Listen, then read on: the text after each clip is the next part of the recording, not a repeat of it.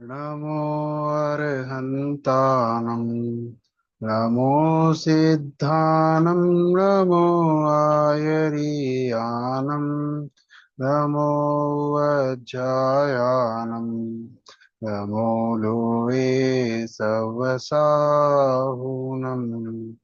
संतप्त मानस शांत हो जिनके गुणों के गान में वेवर्धमान महान जिन विचरे हमारे ध्यान में ಈ ಒಂದು ದಶಲಕ್ಷಣ ಧರ್ಮದ ಶೃಂಖಲೆಯಲ್ಲಿ ನಾವು ಉತ್ತಮ ತಪ ಧರ್ಮದ ಚರ್ಚೆಯನ್ನು ಇವತ್ತು ಮಾಡಲಿಕ್ಕೆ ಏಕತ್ರಿತವಾಗಿದ್ದೇವೆ.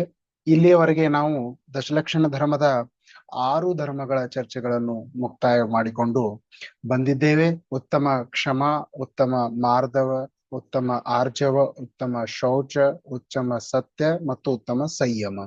ಈ ಪ್ರಕಾರವಾಗಿ 6 ಪ್ರಕಾರದ ಧರ್ಮಗಳನ್ನು ಯಾವ ರೀತಿಯಾಗಿ ನಾವು ಪ್ರಕಟ ಮಾಡಿದ್ದೇವೆ.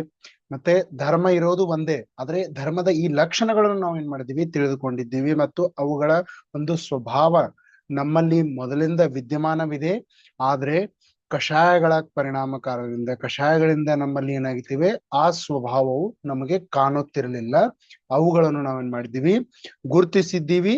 ಮತ್ತು ಅವುಗಳನ್ನು ಗುರುತಿಸುವುದರಿಂದ ಆ ಮಾರ್ಗದಲ್ಲಿ ಹೋಗುವುದರಿಂದ ನಮ್ಗೆ ಏನಾಗ್ತಾ ಇದೆ, ನಿಜವಾದಂತ ಆತ್ಮನ ಸುಖ, ಸಂತುಷ್ಟ, ಸಂತೋಷ ಅದೆಲ್ಲ ಪ್ರಾಪ್ತಿಯಾಗ್ಲಿಕ್ಕೆ ನಾವು ಈ ಪ್ರಯತ್ನವನ್ನ ಮಾಡ್ತಾ ಇದ್ದೀವಿ. ಆ ಪ್ರಯತ್ನದ ಹಂತದಲ್ಲಿಯೇ, ಅಥವಾ ನಾವು ಯಾವ ರೀತಿಯಾಗಿ ಮೊದಲನೇ ದಿನ ನಿಮ್ಗೆ ಹೇಳಿದ್ವಿ, ಮೋಕ್ಷದ ಅರಮನೆಗೆ ಹೋಗ್ಲಿಕ್ಕೆ ಒಂದು 10 ಮೆಟ್ಟಿಲುಗಳನ್ನು ನಾವು ಮೇಲಕ್ಕೆ ಹೋಗಲಿದ್ದೇವೆ. ಆ 10 ಮೆಟ್ಟಿಲುಗಳಲ್ಲಿ 6 ಮೆಟ್ಟಿಲನ್ನು ನಾವು ಏರಿದ್ದೇವೆ. ಈಗ 7ನೇ ಮೆಟ್ಟಿಲು ಉತ್ತಮ ತಪದ ಮೆಟ್ಟಿಲನ್ನು ನಾವು ಏರ್ತಾ ಇದ್ದೀವಿ. ಈ ಒಂದು ಉತ್ತಮ ತಪ ಅಂದ್ರೆ ಏನು ಅಂತ ಅಂದ್ರೆ ನಾವು ನೋಡೋಣ. ಉತ್ತಮ ತಪ, ತಪ ಅಂದ್ರೆ ಏನು?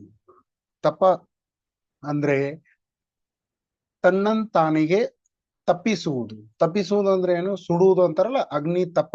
ಅಗ್ನಿ ತಪ, ಅಗ್ನಿ ಏನಿರುತ್ತೆ ತಪಕ್ಕೆ ಯೂಸ್ ಮಾಡ್ತೀವಿ ನಾವು. ಅದ್ರ ಅಗ್ನಿ ಸುಡುತ್ತೆ ಅಂದ್ರೆ ಏನಾಗುತ್ತೆ, ಸುಟ್ಟು ಅದು ಭಸ್ಮ ಆಗುತ್ತೆ. ಅದೇ ರೀತಿಯಾಗಿ ನೀವು ಏನ್ ಮಾಡ್ಬೇಕು, ಸುಟ್ಟು ಭಸ್ಮ ಆಗ್ಬೇಕಂತ ಇಲ್ಲಿ ಹೇಳಿಲ್ಲ. ಇಲ್ಲಿ ಏನ್ ಹೇಳಿದ್ದಾರೆ ಶಾಸ್ತ್ರದಲ್ಲಿ, ತಪದ ಪರಿಭಾಷೆ ಬರುತ್ತೆ, ಇಚ್ಛಾ ನಿರೋಧ ತಪಃ. ಇಚ್ಛೆಗಳ ನಿರೋಧವನ್ನು ಮಾಡುವುದು ಏನಾಗಿದೆ, ತಪವಾಗಿದೆ. ತಪ ಅಂದ್ರೆ ಏನು? ಇಚ್ಛೆಗಳ ನಿರೋಧವನ್ನು ತಪ ಎಂದು ಹೇಳಿದ್ದಾರೆ. ಮತ್ತು ತಪದಿಂದ ಏನಾಗಿದೆ, ತಪದಿಂದಲೇ ನಾವು ಮುಕ್ತಿಯನ್ನು ಪಡೆಯಬಹುದು. ಅಂದ್ರೆ ಆತ್ಮನ ಸ್ವರೂಪವನ್ನು ತಿಳಿಯುವುದರಿಂದ, ಯಾವಾಗ ಆತ್ಮನು ತಪದಿಂದ ಪ್ರೊಸೆಸ್ ಅಥವಾ ಈ ಒಂದು ಪ್ರೊಸೆಸ್ ನಿಂದ ಅವನು ಪಾರಾಗ್ತಾನೋ, ಆವಾಗಲೇ ಅವನು ಏನಾಗ್ತಾನೆ, ನಿಜವಾದಂತಹ ಮುಕ್ತಿಯನ್ನು ಪಡೆಯುತ್ತಾನೆ ಅಂತ ಇಲ್ಲಿ ಹೇಳಿದ್ದಾರೆ. ಮತ್ತು ತನ್ನ ಆತ್ಮ ಸ್ವರೂಪದಲ್ಲಿ ಏಕಾಗ್ರತೆಯಾಗುವುದೇ ನಿಜವಾದಂತಹ ವಾಸ್ತವಿಕ ತಪವಂತ ಇಲ್ಲಿ ಹೇಳಿದ್ದಾರೆ. ಏನ್ ಹೇಳಿದ್ದಾರೆ, ತನ್ನ ಆತ್ಮನ ಸ್ವರೂಪದಲ್ಲಿ ಏಕಾಗ್ರತೆಯೊಂದಿಗೆ ಒಂದು ಏಕಾಗ್ರತೆಯಾಗುವುದು, ಅಲ್ಲಿಯೇ ನನ್ನ ಎಲ್ಲ ಚಿಂತನ ಮನನ ಎಲ್ಲಕ್ಕೆಲ್ಲ ವಿಚಾರ ಶಕ್ತಿಯನ್ನು ಅಲ್ಲಿಯೇ ಒಂದು ಏಕಾಗ್ರತೆಗೊಳಿಸುವುದು. ಏಕಾಗ್ರತೆಯಾಗಿ ಈಗ ಹೇಳ್ತಾರಲ್ಲ, ನೀವು ಸ್ಟೂಡೆಂಟ್ ಅಲ್ಲ, ಟೀಚರ್ನಾಗ ಹೇಳ್ತಾರೆ, ಎಲ್ಲರೂ ಟೀಚರ್ಗಳು ಏನ್ ಹೇಳ್ತಾರೆ, ಏಕಾಗ್ರವಾಗಿ ಇಲ್ಲಿ ಧ್ಯಾನವಿಟ್ಟು ಕೇಳ್ರಿ ಅಂತ ಹೇಳ್ತಾರೆ. ಅದೇ ರೀತಿಯಾಗಿ ನೀವು ಯಾವಾಗ ಧ್ಯಾನವನ್ನು ಮಾಡ್ತೀರಿ ಅಥವಾ ಭಗವಂತರು ಧ್ಯಾನವನ್ನು ಮಾಡ್ತಿದ್ದಾರೆ, ಅವರು ಏಕಾಗ್ರ ಚಿತ್ತವಾಗಿ ಒಂದು ಸಮಯದಲ್ಲಿ ತಮ್ಮ ಆತ್ಮನ ಬಗ್ಗೆ, ಆತ್ಮನ ಚಿಂತನೆಯನ್ನು, ಆತ್ಮನ ಒಂದು ವಿಚಾರವನ್ನು ಮಾಡ್ತಾ ಇದ್ದಾರಲ್ವಾ, ಅದು ನಿಜವಾದಂತಹ ಏಕಾಗ್ರತೆ. ಮತ್ತು ಆ ತಪವೇ ನಿಜವಾದಂತಹ ತಪ, ಉತ್ತಮ ತಪ ಅಂತ ಹೇಳಿದ್ದಾರೆ. ಸಮ್ಯಕ್ ದರ್ಶನ, ಸಮ್ಯಕ್ ಜ್ಞಾನ ಪೂರ್ವಕವಾಗಿ ಚಾರಿತ್ರ ಗುಣದ ಪರ್ಯಾಯವ ಈ ಉತ್ತಮ ತಪವು ಯಾವಾಗ ಪ್ರಕಟವಾಗುತ್ತದಲ್ವೋ, ಆವಾಗ ನಮಗ ಮುಕ್ತಿಯನ್ನು ಹೊಂದುತ್ತೇವೆ, ಅಥವಾ ಮುಕ್ತಿಯು ನಮಗೆ ಸಿಗುತ್ತದೆ ಅಂತ ಇಲ್ಲಿ ಹೇಳಿದ್ದಾರೆ. ಮತ್ತು ಅದೇ ರೀತಿಯಾಗಿ ಪ್ರವಚನ ಸಾರದಲ್ಲಿ ಕೂಡ ಒಂದು ತಾತ್ಪರ್ಯ ಟೀಕಾದಲ್ಲಿ ಆಚಾರ್ಯ ಜಯಸೇನ ಹೇಳ್ತಾರೆ, ಸಮಸ್ತ ರಾಗಾದಿ ಪರಭಾವೇಚ್ಛಾ ತ್ಯಾಗೇನ ಸ್ವಸ್ವರೂಪೇನ ಪ್ರತಪನಂ ವಿಜಯನಂ ತಪಃ. ಏನ್ ಹೇಳಿದ್ರು, ಸಂಸ್ಕೃತದಲ್ಲಿ ಹೇಳಿದ್ದಾರೆ ಇಲ್ಲಿ, ಸಮಸ್ತ ಎಲ್ಲ ರಾಗಾದಿಗಳ ಪರಭಾವಗಳ ಇಚ್ಛೆಗಳ ತ್ಯಾಗದಿಂದ, ಇಚ್ಛೆಗಳ ತ್ಯಾಗದ ಒಂದು ಪ್ರೊಸೆಸ್ ನಿಂದ ಸ್ವಸ್ವರೂಪದಲ್ಲಿ ಪ್ರತಪನ ಮಾಡುವುದು ಅಂದ್ರೆ ಸ್ವಸ್ವರೂಪದಲ್ಲಿಯೇ ನಾವೇನ್ ಮಾಡುವುದು, ಒಂದು ಅಲ್ಲಿಯೇ ಇರುವುದು ಅಥವಾ ಅಲ್ಲಿಯೇ ಏಕಾಗ್ರತೆ ಚಿತ್ತದೊಂದಿಗೆ ನಾವು ಅಲ್ಲಿ ವಾಸ ಮಾಡುವುದು, ಅದಕ್ಕೇನಂತೀರಿ ನಾವು, ಅದರ ಮೇಲೆ ವಿಜಯನ್ನು ಪಡೆಯುವುದನ್ನು ತಪ ಅಂತ ಇಲ್ಲಿ ಹೇಳಿದ್ದಾರೆ. ಅಂದ್ರೆ ನೀವು ನೋಡಿದ್ರಿ, ರಾಗಾದಿ ಭಾವಗಳು ಮತ್ತು ಮೊದಲಿನಿಂದಲೇ ನಾವೇನ್ ಮಾಡ್ತಾ ಇದ್ದೀವಿ, ನಿಮ್ಗೆ ಹೇಳ್ತಾ ಇದ್ದೀವಿ, ಇಲ್ಲಿ ಮಾತ್ರ ಈ ಜೈನ ಧರ್ಮದಲ್ಲಿ ಇದ್ ಮಾಡ್ಬೇಡಿ ಅದ್ ಮಾಡ್ಬೇಡಿ ಅಂತ ನೆಗೆಟಿವ್ ಅಂತಾನೆ ಇಲ್ಲಿ ಹೇಳ್ತಾ ಇಲ್ಲ. ನೀವು ಇದೆಲ್ಲ ಮಾಡ್ಬೇಡ್ರಿ, ಆದ್ರೆ ಏನ್ ಮಾಡ್ಬೇಕು ಅದನ್ನು ಕೂಡ ಹೇಳ್ತಾ ಇದ್ದಾರೆ. ಇಲ್ಲಿ ಏನ್ ಹೇಳ್ತಾ ಇದ್ದಾರೆ, ಆತ್ಮನ ನಿಜವಾದಂತಹ ಸ್ವರೂಪವನ್ನು ನೀವು ತಿಳಿದುಕೊಳ್ಳಿ, ಮತ್ತು ನಿಜವಾದಂತಹ ಆತ್ಮನ ಸ್ವರೂಪನ ತಿಳಿದುಕೊಂಡ ಮೇಲೆ ಆ ಆತ್ಮನಲ್ಲಿಯೇ ರಮಣತೆ ಲೀನತೆ ಏನ್ ಮಾಡ್ಬೇಕು, ಅಲ್ಲಿ ಇರ್ಬೇಕಂತ ಇಲ್ಲಿ ಹೇಳಿದ್ದಾರೆ. ಅದರಿಂದ ನಮ್ಗೆ ಏನಾಗುತ್ತೆ, ನಿಜವಾದಂತ ಯಾವ ನಾವು ಸುಖ ಹುಡುಕಾಡ್ತಾ ಇದ್ದೀವಿ ಈ ಸಂಸಾರದಲ್ಲಿ, ಆ ಸುಖ ಅಲ್ಲಿಯೇ ಸಿಗುತ್ತೆ. ನಿಜವಾದಂತ ಸುಖ ಎಲ್ಲಿ ಸಿಗುತ್ತೆ, ಅಲ್ಲಿಯೇ ಸಿಗುತ್ತೆ ಅಂತ ಇಲ್ಲಿ ಹೇಳಿದ್ದಾರೆ. ಈ ರೀತಿಯಾಗಿ ನಾವೇನ್ ಮಾಡ್ತೀವಿ, ಒಂದು ಉತ್ತಮ ತಪದ ಒಂದು ಸ್ವರೂಪವನ್ನು ಇಲ್ಲಿ ತಿಳಿದುಕೊಳ್ಳಲಿಕ್ಕೆ ಮುಂದೆ ಹೋಗ್ತಾ ಇದ್ದೀವಿ. ಅದುವೇ ಮತ್ತೆ ಹೇಳ್ತಾರೆ ಶಾಸ್ತ್ರದಲ್ಲಿ, ತಪವು ಏನ್ ಮಾಡಿದೆ, ಕರ್ಮದ ನಿರ್ಜರೆಯನ್ನು ಮಾಡುತ್ತೆ ಅಂತ ಹೇಳ್ತಾರೆ. ದೊಡ್ಡದೊಂದು ಮಾತನ್ನು ಇಲ್ಲಿ ಹೇಳಿದ್ರು. ಏನ್ ಹೇಳಿದ್ರು, ಕರ್ಮದ ನಿರ್ಜರೆ ಮಾಡುತ್ತೆ ಅಂದ್ರೆ ಕರ್ಮವನ್ನು ನಾಶ ಮಾಡಲಷ್ಟು ತಾಕತ್ತು ಯಾರಲ್ಲಿದೆ, ಒಂದು ಈ ತಪದಲ್ಲಿದೆ. ನಾವು ಇಷ್ಟೆಲ್ಲಾ ಪ್ರಯತ್ನ ಮಾಡ್ತಾ ಇದ್ದೀವಿ ಅಂದ್ರೆ ನಮಗೆ ಉತ್ತಮ ಕ್ಷಮ ಕ್ರೋಧ ಮಾನ ಮಾಯೆ ಲೋಭ ಇವೆಲ್ಲ ನಾಶ ಮಾಡಿದ್ವಿ, ಅದಾದ್ಮೇಲೆ ಸತ್ಯವನ್ನು ಹೇಳಲಿಕ್ಕೆ ಪ್ರಾರಂಭ ಮಾಡಿದ್ವಿ, ನಮ್ಮ ಜೀವನದಲ್ಲಿ ಸಂಯಮ ಬಂತು, ವಿನಯದಿಂದ ಎಲ್ಲ ನಾವು ಇರಕತ್ತು. ಆದ್ಮೇಲೂ ಕೂಡ ನಮಗೆ ಡೈರೆಕ್ಟ್ ಮುಕ್ತಿ ಸಿಗೋದಿಲ್ಲ. ಅದಾದ್ಮೇಲೆ ಈ ತಪ ಮಾಡಿದ್ರೆ ನಿಶ್ಚಿತವಾಗಿ ನಮ್ಗೆ ಏನ್ ಮಾಡುತ್ತೆ, ಮುಕ್ತಿ ಸಿಗುತ್ತೆ ಅಂತ ಇಲ್ಲಿ ಹೇಳಿದ್ದಾರೆ. ದೌಲತ್ ರಾಮ್ಜಿ ಅವರು ಕೂಡ ಚಡಲ ಮತ್ತು ಆರುಗುರಾನಿ ಹೇಳ್ತಾರೆ, ಕೋಟಿ ಜನ್ಮ ತಪೆ ಜ್ಞಾನವಿನ ಕರ್ಮ ಜರೇಜೆ.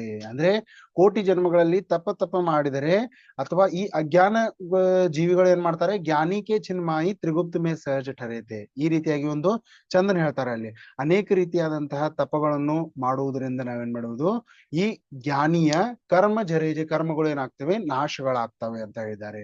ಕೋಟಿ ಜನ್ಮದಲ್ಲಿಯೂ ಕೂಡ ನಾವು ತಪವನ್ನು ಮಾಡಲಿಲ್ಲ ಅಂದ್ರೆ ಆ ಒಂದು ಕರ್ಮಗಳು ನಾಶವಾಗಲಿಕ್ಕೆ ಸಾಧ್ಯವಿಲ್ಲ. ಮತ್ತು ನಾವು ತಪವನ್ನು ನಾಶ ಮಾಡಿದ್ರೇನೆ, ಅಥವಾ ಕರ್ಮಗಳನ್ನು ನಾಶ ಮಾಡ್ಬೇಕಂದ್ರೆ ನಾವು ಈ ತಪವನ್ನೇ ಮಾಡ್ಬೇಕಂತ ಇಲ್ಲಿ ಶಾಸ್ತ್ರದಲ್ಲಿಯೂ ಕೂಡ ಹೇಳಿದ್ದಾರೆ.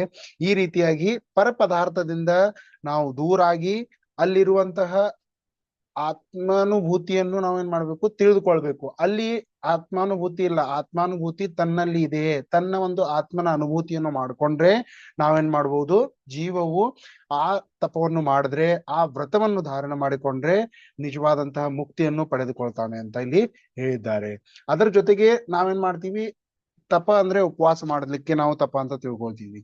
ಆದ್ರೆ ನಿಜವಾದಂತಹ ಉಪವಾಸ ಮಾಡೋದು, ಅಥವಾ ನಮ್ಗೇನ್ ಅನ್ಸುತ್ತೆ, ಬೇರೆಯವರ ಏನ್ ಮಾಡ್ತಾ ಇದ್ದಾರೆ ಅದನ್ನ ಮಾಡಿದ್ರೆ ನಮ್ಗೆ ಖುಷಿ ಅನ್ಸುತ್ತೆ. ಆದ್ರೆ ನಿಜವಾದಂತ ಖುಷಿ ಅಲ್ಲಿಲ್ಲ, ನನ್ನಲ್ಲಿ ಇದೆ. ಇದು ಎಲ್ಲರಿಗೂ ಯಾವಾಗವರೆಗೆ ತಿಳಿದಿಲ್ವಾ, ಆವಾಗವರೆಗೆ ನಿಜವಾದಂತಹ ಖುಷಿ ಅಥವಾ ನಿಜವಾದಂತಹ ಒಂದು ಸುಖವನ್ನು ಪ್ರಾಪ್ತಿ ಮಾಡಿಕೊಳ್ಳಲು ಸಾಧ್ಯವೇ ಇಲ್ಲ. ಈಗ ನಾವು ನೋಡ್ತೀವಿ, ಜಾಬ್ ಯಾರು ಮಾಡ್ತಾರೆ ಅವ್ರಿಗೆ ಬಿಸ್ನೆಸ್ ಮಾಡ್ಬೇಕನ್ಸುತ್ತೆ, ಮತ್ತು ಬಿಸ್ನೆಸ್ ಯಾರು ಮಾಡ್ತಾ ಇದ್ರೆ ಅವ್ರಿಗೆ ಅನ್ಸುತ್ತೆ ಜಾಬ್ ಮಾಡ್ಬೇಕಂತ. ಆದ್ರೆ ತನ್ನ ಕೆಲಸ ಮಾಡೋರಿಗೆ ಅದು ಚೆನ್ನಾಗಿ ಅನಿಸ್ತಿಲ್ಲ, ಬೇರೆಯವ್ರ ಕೆಲಸ ಚೆನ್ನಾಗಿ ಅನಿಸ್ತಾ ಇದೆ. ಯಾರಿಗೆ ಕೆಲಸ ಇಲ್ಲ ಅವರಿಗೆ ಜಾಬ್ ಬೇಕಾಗಿದೆ, ಮತ್ತು ಯಾರಿಗೆ ಹತ್ರ ಜಾಬ್ ಇದೆ ಅವ್ರಿಗೆ ಕೆಲಸ ಮಾಡೋದು ಬೇಡ ಆಗಿದೆ. ಅಂದ್ರೆ ಈ ರೀತಿಯಾಗಿ ಅನೇಕ ರೀತಿಯಾದಂತಹ ತಮ್ಮ ಎಲ್ಲರಿಗೂ ಒಂದು ಸಮಸ್ಯೆ ಇದೆ. ಎಲ್ಲ ಜಗತ್ತಿನಲ್ಲಿ ತಮ್ಮ ಒಂದು ಕಾರಣ ಹೇಳ್ತಾರೆ, ಇದರಿಂದ ದುಃಖಿ ಆಗಿದ್ದೇನೆ, ನಾನು ಇದರಿಂದ ದುಃಖಿ ಇದ್ದೇನೆ. ಆದ್ರೆ ಇವೆಲ್ಲಾ ದುಃಖಗಳು ಯಾಕಿದಾವೆ, ಇವೆಲ್ಲಾ ದುಃಖಗಳು ಪರಾಶ್ರಿತವಾಗಿದ್ದೀರಿ ನೀವು ಪರಪದಾರ್ಥದ ಸಂಯೋಗದಿಂದ, ಪರಪದಾರ್ಥದ ಇಚ್ಛೆಯಿಂದ. ಅದಕ್ಕೆ ಹೇಳ್ತಾ ಇದ್ದಾರೆ, ಇಚ್ಛಾ ನಿರೋಧ ತಪಃ. ನೀವು ಹಣ ಸಂಪಾದಿಸುವುದನ್ನು ಇವೆಲ್ಲ ಮಾಡ್ಲಿಲ್ಲ ಅಂದ್ರೂ ಜೀವನ ಸಾಗಿಸಬಹುದು. ಇದರಿಂದನೇ ಜೀವನ ಸಾಗುತ್ತೆ ಅಂತ ನಾವು ತಿಳ್ಕೊಂಡ, ಇದರಿಂದ ಏನ್ ಮಾಡಿದೀವಿ, ಇದರ ಬೆನ್ನ ಹತ್ತಿದೀವಿ ಬಿಟ್ಟಿದ್ದೀವಿ. ಆದ್ರೆ ಇದರನ್ನ ನಾವು ಹಿಂಬಾಲಿಸುವುದರಿಂದ ನಮ್ಗೆ ಏನಾಗುವುದಿಲ್ಲ, ನಿಜವಾದಂತಹ ಸುಖ ಸಿಗೋದಿಲ್ಲ. ನಿಜವಾದಂತಹ ಸುಖ ಆತ್ಮನಲ್ಲಿಯೇ ಇದೆ. ಆತ್ಮನ ಒಂದು ಸ್ವರೂಪವನ್ನು ತಿಳಿಯುವುದೆಂದರೆ ಸಾಧ್ಯವಿದೆ. ಮತ್ತು ಆ ಆತ್ಮನ ಸ್ವರೂಪವನ್ನು ನೀವು ಒಮ್ಮೆ ತಿಳ್ಕೊಂಡ್ರೆ ನೀವು ಅಂತರ್ಮುಹೂರ್ತದಲ್ಲಿ ಏನಾಗ್ಬೋದು, ಮೋಕ್ಷಕ್ಕೆ ಹೋಗ್ಬೋದು ಅಂತ ಹೇಳಿದ್ದಾರೆ. ಆದ್ರೆ ಆ ಅಂತರ್ಮುಹೂರ್ತದವರೆಗೆ ಬೇರೆ ಯಾವುದಂತ ಒಂದು ವಿಚಾರ ನಮ್ಮ ತಲೆಯಲ್ಲಿ ಬರಬಾರ್ದು. ಆ ನಮ್ಮ ಒಂದು ಮನುಷ್ಯ ಭಾವದಲ್ಲಿ ಈಗ ನಮ್ಮ ಈ ಜೈನ ಕುಲ ಸಿಕ್ಕಿದೆ ಅಂದ್ರೆ ನಾವು ಒಳ್ಳೆಯ ಭವ್ಯ ಜೀವಿಗಳಿದ್ದೇವೆ. ಆ ಭವ್ಯ ಜೀವಿಗಳನ್ನು ಏನ್ ಮಾಡಿದ್ದೇವೆ, ನಾವು ಗುರುತಿಸ್ಬೇಕು. ನಾವೇ ಒಂದು ಹೇಳ್ತಾ ಇದ್ದಾರೆ, ನಾವು ಭಗವಂತರಂತ ಸೂಚಿತ ಮಾಡ್ತಾ ಇದ್ದಾರೆ, ಸಂಬೋಧನೆ ಮಾಡ್ತಾ ಇದ್ದಾರೆ, ಅದನ್ನ ನಾವು ತಿಳ್ಕೊಳ್ತಾ ಇಲ್ಲ. ನಮ್ಗೇನ್ ಅನ್ಸುತ್ತೆ, ಶ್ರೀಮಂತ ಸಾಹುಕಾರ ಅಂದ್ರೆ ನಮ್ಗೆ ಒಳ್ಳೇದ್ ಅನ್ಸುತ್ತೆ. ಅರೇ, ನೀನು ಭಗವಂತನಾಗಿದ್ದೀಯಾ, ಭಗವನ್ ಅಂತ ಸೂಚಿತ ಮಾಡ್ತಾರೆ ಅನೇಕ ಒಂದು ಶಾಸ್ತ್ರದಲ್ಲಿ ನೀವು ಓದಿರ್ಬೋದು. ಭಗವನ್ ಭಗವಾನ್ ಅಂತ ನಮಗ ಅಂತ ಇದ್ದಾರೆ. ಯಾರು ನಾವು ಭಗವಂತರು? ವಿಚಾರ ಮಾಡ್ರಿ. ಅಂದ್ರೆ ಭಗವಂತರಂದ್ರೆ ಯಾರು? ಮೂರೂ ಲೋಕದ ಎಲ್ಲ ಜೀವಿಗಳು ಅವರಿಗೆ ಕೈ ಮುಗಿತಾರೆ, ಎಲ್ಲರೂ ಅವರಿಗೆ ಪ್ರಣಾಮ ಮಾಡ್ತಾರೆ. ಆ ಒಂದು ಭಗವಂತರ ಉಪಮಾವನ್ನು ನಿಮಗೆ ಕೊಡ್ತಿದ್ದಾರೆ ಅಂದ್ರೆ ವಿಚಾರ ಮಾಡಿ, ನಾವು ಭಗವಂತರ ಆಗ್ಬಹುದು ಅಂತ ಈ ಒಂದು ಕಲೆಯನ್ನು ನೀವು ನೋಡ್ಬೋದು.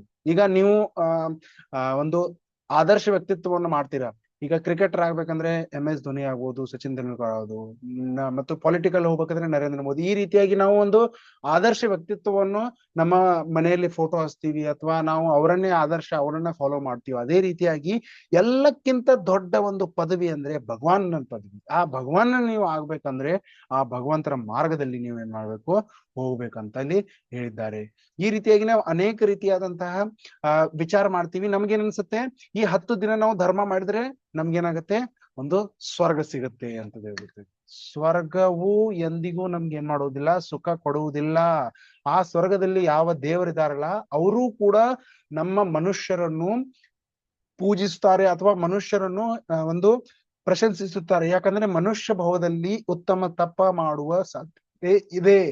ಯಾಕಂದ್ರೆ ಅಲ್ಲಿ ಯಾವುದೇ ರೀತಿಯಾದಂತಹ ವ್ಯವಸ್ಥೆನೇ ಇಲ್ಲ. ಸಂಯಮಕ್ಕಂತೂ ಪ್ರಾಬ್ಲಮ್ ಇತ್ತು, ನಾನು ಹೇಳಿದ್ದೆ ನಿಮ್ಗೆ. ಅದೇ ರೀತಿಯಾಗಿ ಮನುಷ್ಯ ಗತಿ ಏನಿದೆ ಅಲ್ಲ, ಈ ಮನುಷ್ಯ ಗತಿಯಲ್ಲಿ ಎಲ್ಲವೂ ಸಾಧ್ಯತೆ ಇದೆ, ಎಲ್ಲವೂ ಸಾಧ್ಯತೆ ಇದೆ ಅಂತ ಹೇಳ್ತಾರೆ. ಈಗ ಒಂದು ಇಂಗ್ಲಿಷ್ ನಲ್ಲಿ ಕೊಟೇಶನ್ ಬರುತ್ತೆ, ನಥಿಂಗ್ ಇಸ್ ಅ ಪಾಸಿಬಲ್. ಬರೆದಿದೆ ನನ್ನ ಒಂದು ಬೋರ್ಡ್ ನಲ್ಲಿ, ನಾನು ಬರೆದಿದ್ದೇನೆ, nothing is a impossible, the word it self says I am possible. ಏನ್ ಹೇಳಿದ್ರು ಇಲ್ಲಿ, ಎಲ್ಲ ಪಾಸಿಬಲ್, ಇಂಪಾಸಿಬಲ್ ಅನ್ನೋದು ಜೀವನದಲ್ಲಿ ಯಾವುದೇ ಇಲ್ಲವೇ ಇಲ್ಲ. ಐ ಆಮ್ ಪಾಸಿಬಲ್ ಅಂತ ಹೇಳ್ತಾ ಇದ್ದಾರೆ. ನಾನು ಪಾಸಿಬಲ್ ಮಾಡಿ ತೋರಿಸ್ತೀನಿ, ಅಥವಾ ನಾನ್ ಪಾಸಿಬಲ್ ಇದೇನೆ, ಅಥವಾ ಪಾಸಿಬಲ್ ಆಗ್ತದೆ ಅಂತ ಹೇಳ್ತಾರೆ. ಅದೇ ರೀತಿಯಾಗಿ ಭಗವಾನ್ ಆಗುವುದು ಕೂಡ ಒಂದು ಯಾವುದು ಕಷ್ಟವಿಲ್ಲ, ಭಗವಂತರಾಗುವುದು ಕೂಡ ಈಸಿನೇ ಇದೆ ಅಂತ ಇಲ್ಲಿ ಹೇಳ್ತಾ ಇದ್ದಾರೆ.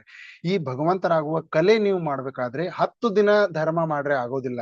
ಈ ದಶಲಕ್ಷಣದಲ್ಲಿ ಅಷ್ಟೇ ನಾವು ಧರ್ಮ ಮಾಡ್ತೀವಿ ಮತ್ತು ನಮಗ ಇದ ಮೋಕ್ಷ ಸಿಗ್ಬೇಕು, ಅಥವಾ ನಾವು ಭಗವಂತರಾಗ್ಬೋದು ಅಂತ ಸಾಧ್ಯ ಇಲ್ಲ. ನೀವು ಜೀವನವಿಡೀ ಧರ್ಮವನ್ನು ಮಾಡ್ತಾ ಇದ್ರೆ, ಉಪವಾಸ ಮಾಡ್ತಾ ಇದ್ರೆ ನಿಮಗ ಮೋಕ್ಷ ಸಿಗೋದು ಗ್ಯಾರಂಟಿ ಇಲ್ಲ. ಆದ್ರೆ ಈ ತಪ ಮಾಡಿಕೊಂಡು ನೀವು ಕರ್ಮ ನಿರ್ಜನೆ ಮಾಡಿದ್ರೆ ನಿಮ್ಗೇನಾಗತ್ತೆ, ನಿಜವಾದಂತಹ ಒಂದು ಮುಕ್ತಿ ಸಿಕ್ಕೇ ಸಿಗುತ್ತೆ. ಅದ್ರ ಗ್ಯಾರಂಟಿ ಇದೆ.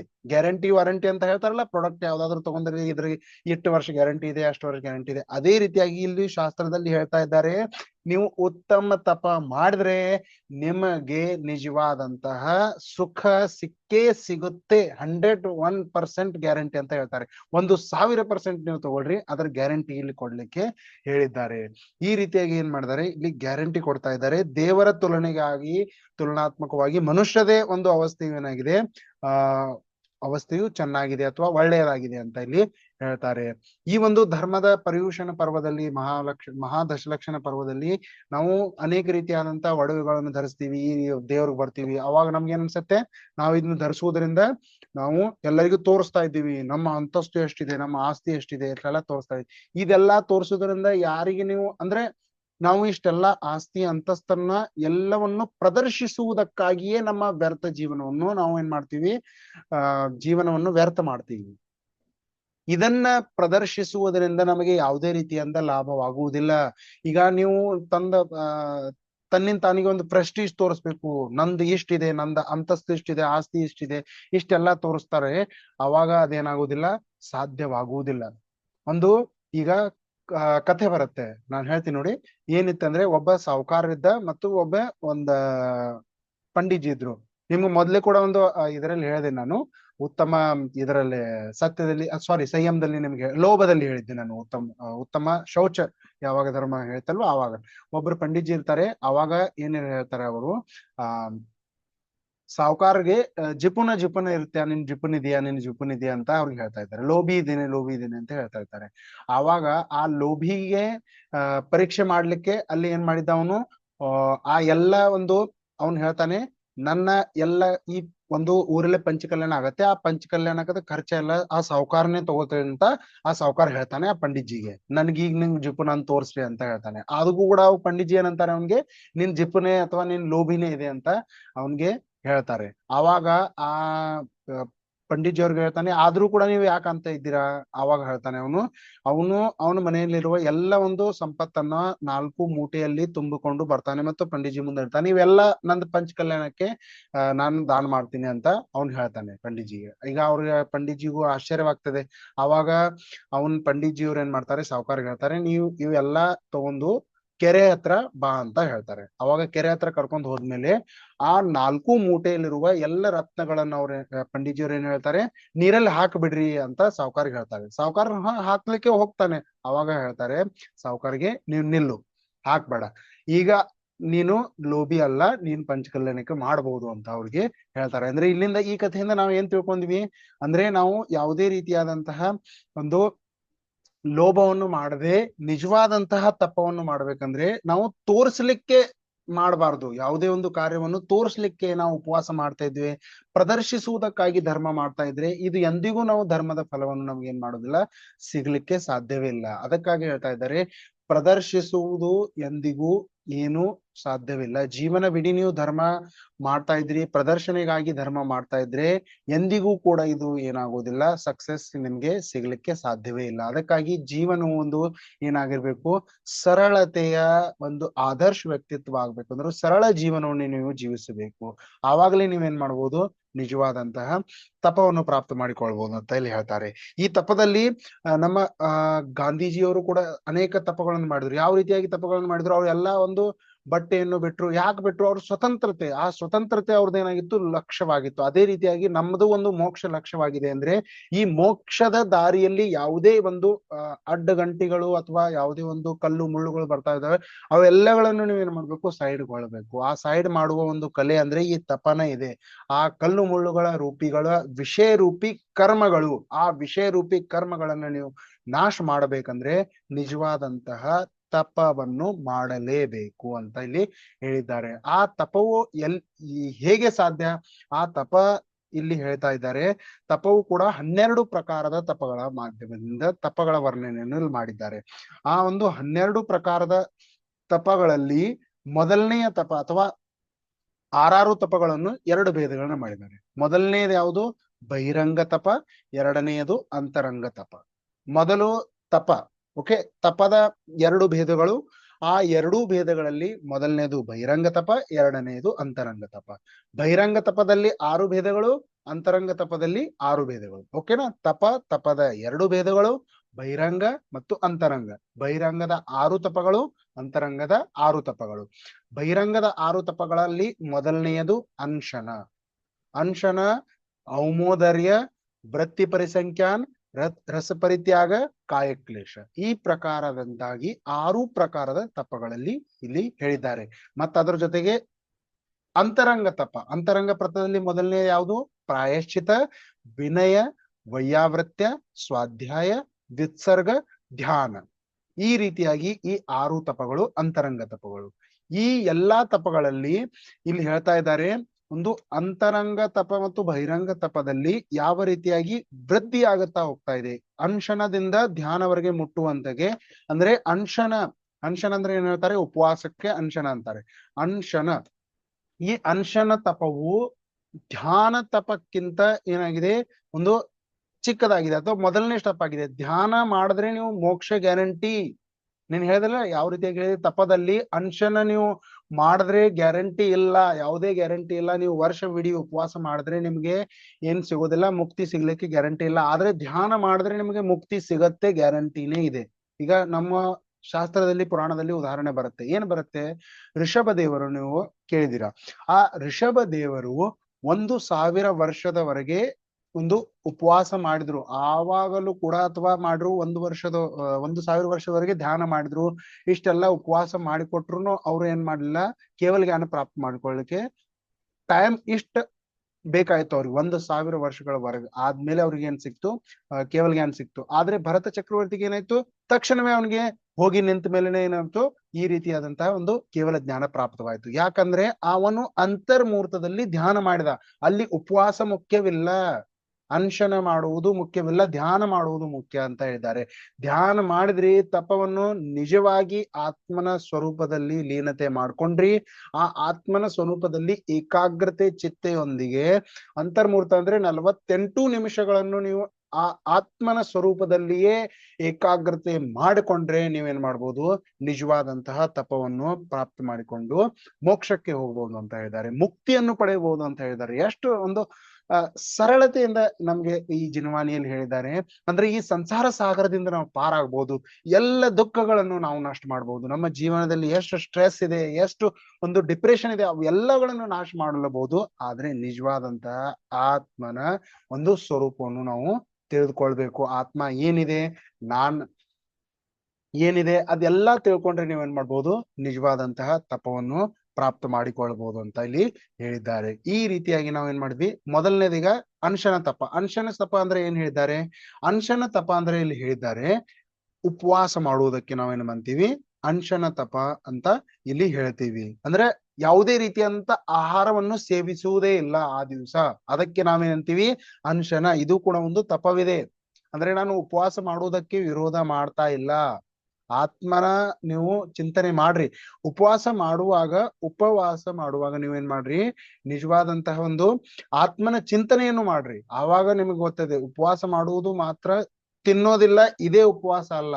ನೀವು ಆ ಸಮಯದಲ್ಲಿ ನಿಮ್ಮ ಶರೀರ ತಿಂತಾ ಇಲ್ಲ, ಆದ್ರೆ ಆತ್ಮನಿಗೆ ನೀವೇನ್ ಮಾಡ್ರಿ, ತಿಂಡಿಯನ್ನು ಕೊಡ್ರಿ. ಆತ್ಮನಿಗೆ ತಿಂಡಿ ಅಂದ್ರೆ ಏನು, ಆತ್ಮನಿಗೆ ತಿಂಡಿ ಅಂದ್ರೆ ಈ ಜ್ಞಾನ, ಒಂದು ಸ್ವಾಧ್ಯಾಯವನ್ನು ಮಾಡ್ರಿ, ನಿಜವಾದಂತಹ ಜಿನವಾಣಿಗಳ ಸ್ವರೂಪವನ್ನು ತಿಳಿದ್ರಿ, ನಿಜವಾದಂತಹ ದೇವ್ರು ಯಾರು, ಶಾಸ್ತ್ರ ಯಾರು, ಗುರುಗಳು ಯಾರು, ಒಂದು ಆ ಚಿಂತನೆಯನ್ನು ನೀವು ಮಾಡ್ರಿ, ಅವಲೋಕನೆಯನ್ನು ಅದರ ನೀವು ಕೊಡ್ರಿ ಅಂತ ಇಲ್ಲಿ ಏನೇ ಮಾಡ್ತಾ ಇದ್ದಾರೆ, ಹೇಳ್ತಾ ಇದ್ದಾರೆ.